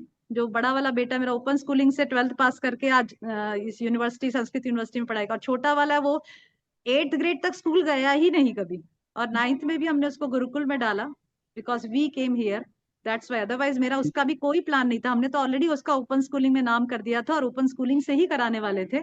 पर जब हम यहाँ shift हो गए then only we plan की भाई ठीक है अब यहीं हम पढ़ा रहे हैं तो ये यहाँ चला जाए। अदरवाइज मैं को इस चीज में कोई प्रॉब्लम नहीं था या कोई दो राय भी नहीं थी मेरी। तो this is actually a very good attempt bye parents, home schooling, because today society माता जी आजकल इतना ज्यादा स्कूलों में कॉलेजेस में इतना ज्यादा ये मिंगलिंग जो हो रहा है। चलो गुरुकुल में तो मेरा बेटा का था ऐसा भी था कि यहाँ पे कोएड एजुकेशन नहीं है, ओनली बॉयज है, नो गर्ल्स आर अलाउड, तो ये भी एक प्लस पॉइंट था। मैं सोचा ठीक है चलो ओनली बॉयज आर देयर तो देयर इज नो प्रॉब्लम। पर जैसे ही कोएड एजुकेशन स्टार्ट होता है वहां पे सारे प्रॉब्लम शुरू हो जाते हैं, राइट। हाँ जी। तो it's better that you do home schooling. आपको फ्यूचर में भी कुछ, but you are living foreign countries तो may be I can not guide much, पर डेफिनेटली इंडिया के लिए मेरा ऐसा फ्यूचर प्लान है कि मैं चाहती हूँ अवेयरनेस फैलाने का इसका होम स्कूलिंग का। नहीं माता जी, सेम प्रिंसिपल्स ही इंडिया और विदेश दोनों में अप्लाई होते हैं। जैसे मेरी सेम बड़ी प्रिंसिपल। डॉटर गर्ल्स के बहुत लाइक ग्रामर स्कूल में जाती है, बहुत अच्छे कैटेगरी का माना जाता है। तो सेकेंडरी एजुकेशन में मैं केशवी माधवी को अगर गर्ल्स स्कूल में गए तो भेजूंगी। तो ये सब भी इच्छाएं मतलब तभी डेवलप हुई जब मुझे ये ज्ञान मिला आपके जैसे भक्तों से, गुरु महाराज की शिक्षा से। तो अदरवाइज तो देखिए क्या। Thank you so much. Sorry. Surabhi Mata ji, yes Surabhi Mata जी। हरे कृष्णा माता जी, दंडवत प्रणाम। यस प्रणाम माता जी, प्रणाम। माता जी, आपने अभी जैसे बोला कि मीन्स कोविड में प्रॉब्लम होता है, वो रियल में है, प्रॉब्लम बहुत ज्यादा है इस टाइम तो। लेकिन माता जी जैसे अब सबके लिए संभव नहीं होता कि जैसे मैं भी नहीं चाहती, मतलब मुझे भी डर लगता है मेरे बेटे के लिए, लेकिन उसके लिए हस्बैंड वाइफ दोनों वो होना चाहिए, मतलब रेडी होना चाहिए बच्चों को एक होम स्कूलिंग के लिए। तो माता जी यस मेरे लिए तो संभव नहीं है कि मेरे बेटे को तो कोविड में ही मेरे को, क्योंकि आजकल बॉयज स्कूल भी नहीं होते, बहुत रेयरली मिलते हैं बॉयज स्कूल। तो फिर मेरे को तो उसी में उसको करना पड़ेगा। तो फिर क्या मैं ऐसा करूं जी। कि मैं, अभी तो बहुत मैं एक छोटा आपको है वो, अभी तो थर्ड में आपको ही है, लेकिन फ्यूचर के नहीं, मैं लिए आपको कि एक उदाहरण उदाहरण देती हूँ माता जी। अगर एक बहुत सिंपल उदाहरण है, बहुत सारे लोग मुझे ये क्वेश्चन पूछते हैं, और ऐसा नहीं कि मैंने, मेरा जो बड़ा बेटा था उसको मैं 5th ग्रेड तक पढ़ाया था स्कूल में, उसको बड़े को, उसके बाद कभी चांस नहीं लिया छोटे के साथ। तो मैं ऐसा बताती हूँ कि अगर एक ग्लास में दूध है, ठीक है, तो अगर वो ग्लास पूरा दूध से भरा है, उसमें अगर आप 2 स्पून पानी डालते हो, जैसे दूध वाला कई बार पानी मिक्स करके दूध लाता है तब भी हमें पता नहीं चलता कि उसके अंदर पानी, क्योंकि दूध ही जैसा दिखाई देता है। तो अगर उस ग्लास में आप 2 स्पून पानी डालते हो तो क्या वो दूध से पानी में बदल जाता है क्या? यस सुरभि माता जी। माता जी समझ थोड़ा सा फिर से हाँ, बताएंगे मुझे थोड़ा सा। नहीं मैं ऐसा पूछ रही हूँ, मैं आपको एक क्वेश्चन पूछ रही हूँ कि अगर, हाँ हाँ, अगर आप, मैं दे दूंगी मोबाइल, अगर मैं आप एक ग्लास जो दूध है उसमें 2 स्पून अगर मैं पानी डालती हूँ तो क्या वो दूध पानी में बदल जाता है क्या? नहीं नहीं। नहीं बदलता है, दूध ही रहता है ना, उसका जो कैरेक्टरिस्टिक वो दूध का ही रहता है ना, जी जी जी राइट। तो ऐसे लोग जो होम स्कूलिंग नहीं कर पाएंगे, उनको school because of the spouse, other spouse, मतलब जो हस्बैंड है या वाइफ है, दोनों में से कोई एग्री नहीं हो रहा है, तो जो अगर वाइफ इज अ डिवोटी, जैसे यू आर अ डिवोटी, तो फिर आपको अपनी तरफ से इतनी शिक्षा या इतना फाउंडेशन देना पड़ेगा कि even though my child is going there, you have to make him realize that even though I am sending you to school, but what is right and what is wrong, right Surabhi Mata ji. आपको अपनी तरफ से, because जैसा situation है भगवान रखे वैसे ही हमें प्रयास करना पड़ेगा, राइट। तो अपनी सिचुएशन जान के, जैसे मुझे याद है मेरा बड़ा बेटा जब था, जब जाता था स्कूल में 5th ग्रेड तक, तो मुझे बहुत अच्छा नहीं लगता था बहुत, जब वो आता तो मैं प्रयास करती थी कि जो भी स्कूल में जो भी चीज हुआ उसको भुला दूं, उसके दिमाग से इरेज कर दूं, ऐसा प्रयास रहता। तो मैं जब वो स्कूल से आता तो I never use to talk about what's happening in the school. I always used to talk about such things which just forgets, क्योंकि जब बच्चे छोटे होते हैं और जब उनकी मेमोरी इतनी ज्यादा ज्यादा नहीं होती, वो लोग भूल जाते हैं, कल आज क्या हुआ भूल जाते, कल क्या भूल जाते, परसों क्या भूल जाते हैं। तो आई यूज टू, जैसे ही वो घर में आता उसको मैं एक एकदम स्पिरिचुअल एटमोसफियर देने का प्रयास करती थी, ज्यादा ऐसे हरे कृष्णा कीर्तन या मंदिर डेफिनेटली शाम को ले जाती थी, हर रोज शाम को उनकी सेवाएं रहती थी। जब छोटा बेटा था तो उसकी भी सेवा रहती थी, शाम के समय प्रभु जारी से प्रभु जी से बोल के उसको कीर्तन गाना ही है, जय राधा माधव गाना होता था जब दर्शन खुलता, ऐसे कुछ ना कुछ सेवाएं में बांधती रखती थी। So what I used to do, कि even though he is getting something bad from outside, from myself there should be such endeavor, इतना ज्यादा मेरी तरफ से इनपुट हो कि जो चीज बैड उसको मिल रहा है तो उसको रियलाइज हो कि भाई ये गलत है और ये सही है, और मेरे, और सी सुरभि माता जी, एक चीज ध्यान रखिएगा, अगर बच्चे के जीवन में सबसे ज्यादा इम्पैक्ट पता है किसका होता है? पेरेंट्स का होता है। बच्चे के जीवन में अगर सबसे ज्यादा जो कैरेक्टर बिल्डिंग होता है वो पेरेंट्स के साइड से होता है, समझ रहे हैं? उसके पेरेंट्स क्या करते हैं, क्या नहीं करते हैं, कैसे व्यवहार करते हैं, कौन सी चीज में जाना पसंद करते हैं, क्या खाते हैं, वो सबसे ज्यादा बच्चा अगर सीखता है तो पेरेंट्स से सीखता है। वो बाहर वालों से इतना नहीं सीखेगा, क्योंकि बाहर वालों को तो छोड़ देता है, थोड़ा समय जाता है छोड़ देता है, घर आ जाता है। तो माता का स्पेशली विशेष रोल होता है इसको समझाने में कि भाई ये गलत है, ये सही है, ये नहीं करना है, हमारा ये गोल है, समझ रहे हैं? तो इस प्रकार से even though we are not in a, see best is this, best is homeschooling, but if you are not able to do it, then I am giving some options कि what you can do। अपने घर का atmosphere या अपनी तरफ से बच्चे को इतना शिक्षा दीजिए कि ताकि वो समझ सके, रियलाइज कर सके। इवन दो सी अल्टीमेटली तो मेरा बेटा भी अभी यूनिवर्सिटी में पढ़ाई कर रहा है, संस्कृत यूनिवर्सिटी है, तो पर मेरे साथ तो नहीं रहता, बाहर रहता है। पर मैं रियलाइज करती हूँ कि जो भी नॉलेज, जो भी इनपुट मैंने उसको बचपन में दिया या जो भी वो सीखा, उससे डेफिनेटली वो इतना तो समझ पाता है कि भाई ये गलत है और ये सही है, और मेरे जीवन का उद्देश्य है गुरु की प्रसन्नता, भगवान की प्रसन्नता। समझ रहे सुरभि माता जी? जी जी जी माता जी। समझे? तो आपका बचपन से ये इनपुट होना चाहिए कि वो जब आपको देखे तो एक भक्त को समझे, एक भक्त को देखे कि मेरी माता भक्त है, समझ रहे? जी वो कृष्ण की भक्त है, कृष्ण का नाम जप करती है, वो प्रसाद खाती है, वो मुझे प्रसाद खिलाती है, ऐसा उसको तुरंत भगवान का स्मरण आना चाहिए आपको देखिए, क्योंकि आप भक्त हैं। डेफिनेटली यस, यस माता जी, जी समझ रही हैं? जी तो इस प्रकार से आप प्रयास करिए। ओके। जी जी माता जी, ओके। आप थोड़ा ब्रीफ में बताएंगे क्या होम स्कूलिंग एक्चुअली, मतलब मुझे समझ में नहीं आता उसमें क्या रहता है, मतलब एग्जाम कैसे देते हैं, क्या करते हैं, समझ में नहीं कुछ आता। नहीं होता उसमें, होम स्कूलिंग कुछ भी नहीं होता। नहीं तो एग्जाम्स माता जी कैसे देते हैं बच्चे, फिर क्या आगे कैसे इसमें जाते हैं क्लास में? इसमें क्या है माता जी, नहीं तो ऐसा होगा तो नेक्स्ट सेशन होम स्कूलिंग का ले लेते हैं। हाँ चलेगा, क्योंकि मुझे उसमें कॉन्सेप्ट उसका मुझे समझ में नहीं आया कि हम्म, फिर स्कूलिंग कैसे बच्चा करेगा कैसे, मतलब हम्म, इसलिए। और माता जी मेरा ओके। एक छोटा सा प्रश्न है इस अब ये जो क्लास ली आपने उसके ऊपर कि अब जैसे हस्बैंड से हम मतलब अगर हस्बैंड से भी ज्यादा जब अटैचमेंट होता है, जैसे फिजिकल वे में कह लीजिए, तो वो भी गलत है क्या? मतलब ज्यादा फिजिकल वे में अटैचमेंट हस्बैंड से है, वो ठीक है या हस्बैंड गलत? हस्बैंड एंड वाइफ को तो ठीक, मैं जैसे बताया कि गृहस्थ आश्रम में ही एक ऐसा आश्रम है जिसमें हस्बैंड एंड वाइफ एसोसिएट कर सकते हैं, ठीक है, फिजिकली सब तरह से, फिजिकली मेंटली सब तरह से हस्बैंड वाइफ एसोसिएट कर सकते हैं, क्योंकि एक छूट दे रखी है, क्योंकि पता है भाई समाज में हर एक व्यक्ति तो ब्रह्मचारी नहीं बन सकता, सन्यासी नहीं बन सकता, तो एक आश्रम दिया है, बीच का आश्रम, जिसमें आप धर्म के अनुरूप होके स्त्री और पुरुष संग कर सकते हैं, साथ में रह सकते हैं, पुत्र संतान उत्पन्न कर सकते हैं और उसे कृष्ण भक्त बना सकते। सी अगर गृहस्थ आश्रम नहीं होगा तो जीवित संसार में आएगा कैसे? आप बताइए, गृहस्थ आश्रम नहीं होगा तो जो जीव, जी जो लाइन लगी है ऊपर, जिसको जिसको मनुष्य जीवन प्राप्त करना है, जो जीव मनुष्य जीवन प्राप्त करना चाहता है, वो मनुष्य जीवन प्राप्त कैसे करेगा गृहस्थ आश्रम के बिना? गृहस्थ जी आश्रम ही तो, गृहस्थ गृहस्थ व्यक्ति जब हस्बैंड वाइफ साथ रहेंगे तभी तो संतान उत्पन्न होंगे, और तभी तो एक जीव को मनुष्य जीवन प्राप्त होगा, राइट? तो इस प्रकार से गृहस्थ व्यक्ति एक्चुअली बहुत बड़ी सेवा करता है, कि वो गुरु महाराज के क्लास था, मुझे अभी भी याद है, उनके महाराज जी ये पॉइंट बोले थे कि grihastha is doing a big service, why? Because they are giving the souls a chance to go back home, back to God, by giving them a human form of life, right? एक जीव को इस भौतिक जगत पे लाना और फिर उसको कृष्ण भक्ति में आगे बढ़ाना, उसको ज्ञान देना, ये एक बड़ी सेवा नहीं है?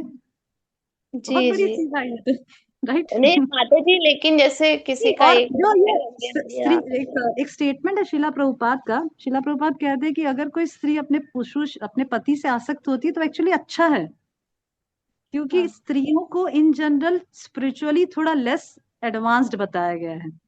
आध्यात्मिक दृष्टिकोण से स्त्रियां इतनी शार्प नहीं होती जितना पुरुष होते हैं, ऐसा बताया गया है इन जनरल। ऐसे में एक्सेप्शनल्स की बात नहीं कर रही हूँ। तो ऐसा बताया कि अगर कोई स्त्री अपने पति से आसक्त होती है तो नेक्स्ट जन्म में उसको पति का मतलब पति मतलब उसको पुरुष का शरीर मिलता है, जो आध्यात्मिक उन्नति के लिए या आध्यात्मिक प्रगति के लिए बहुत अच्छा बताया गया, कंजीनियल बताया गया है। ओके, तो ऐसा शिला प्रभुपाद कहते हैं, मैं आपको दिखा सकती हूँ स्टेटमेंट, शिला प्रभुपाद खुद बोलते हैं ये, कि एक इसीलिए तो पहले स्त्रियों को चेस्ट कर रहने के लिए बताया गया था, कि you be chaste to your husband, ताकि वो चेस्ट रहेगी, अपने हस्बैंड से आसक्त रहेगी, तो क्योंकि सब तो शुद्ध वक्त है नहीं कि वे भगवत धाम पहुंच जाए, हमें नेक्स्ट जन्म लेना पड़ेगा। तो अगर वो हस्बैंड से आसक्त रहेगी तो definitely she will remember her husband at the time of death, तो फिर उसको नेक्स्ट जन्म पुरुष का प्राप्त होगा, और ताकि उसकी आध्यात्मिक प्रगति में अग्रसर हो सके। क्योंकि शास्त्रों का स्टेटमेंट है कि the male body is compare to superior than female body for spiritual advancement. I am talking about spiritual advancement, right? क्योंकि देखिए आप खुद ही देख सकते हैं फीमेल बॉडी में कितनी सारे अड़चने आती, कितने सारे रिस्ट्रिक्शंस बताए गए हैं शास्त्रों में, तो उसकी वजह से वो इतना ज्यादा, और स्त्रियां ज्यादा भौतिक आसक्त भी बताई गई है शास्त्रों में, तो इसीलिए male are consider to be more superior than female. अच्छा। और माता जी जैसे मतलब किसी कपल को है, एक बच्चा हो गया या दो हो गया, उसके बाद नहीं चाहिए, लेकिन फिर भी उनकी इच्छा नहीं जाती जो संग करने की, तो फिर वो क्या गलत माना जाता है अगर वो संग करते हैं क्या? या फिर एक लिमिट में मतलब एक सी शास्त्रों का तो स्टेटमेंट यह है कि हमेशा जो जो भी संग, इसीलिए पहले के जमाने आप देखिए 10-10 12-12 15-15 बच्चे होते थे, बिकॉज वही देयर ना, वाज नो पर अभी फीमेल इस टाइम फैमिली। संभव नहीं है ना माता जी, इस टाइम में वो चीज संभव नहीं है इसलिए। हाँ, तो मैं तो यही कहूंगी, देखो शास्त्रों का स्टेटमेंट तो यही है कि स्त्री पुरुष संग तभी होना चाहिए जब संतान उत्पन्न करने के लिए, ये दिस इज आइडियल, पर इलिसिट कनेक्शन में ना जाएं, एटलीस्ट मे हस्बैंड वाइफ कनेक्शन फिर भी बेटर है।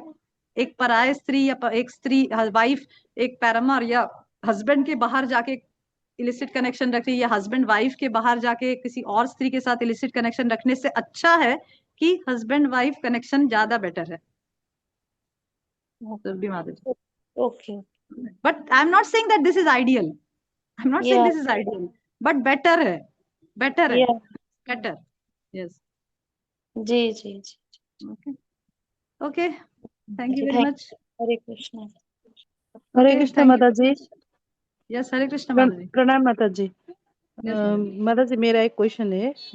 आपने बोला कि बचपन से ही वो उनको संस्कार सिखाना है, तो अब मैं ही इट्स बीइंग ओनली 2 years, तो मेरा बेटी 19 साल की है, तो मैं उसको कैसे कन्विंस करूँ कि ना, तो इट्स चैलेंजिंग फॉर मी माता जी। तो ये न खाओ, ये न खाओ।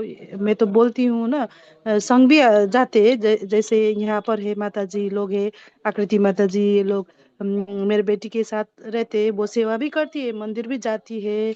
तो कभी कभार तो उसको रिमाइंड करना पड़ता है, चैंट कर किया, जॉब किया, ऐसे बोलना।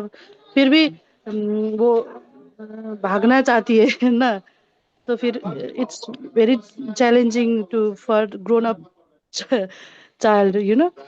तो 19 वर्ष के तो छोटा होता तो फिर हम करते, ऐसे करो ऐसे, तो वो तो already she is grown up, then time हो गया बहुत कठिन है। तुम्हारा टाइम हो गया पूरा चाहिए ना तुम?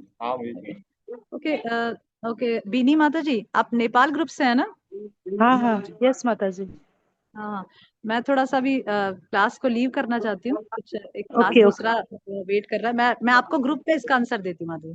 ओके ओके, श्योर माता जी। Hare Krishna. Okay okay, thank you so much for joining. Hare Krishna, प्रणाम माता जी।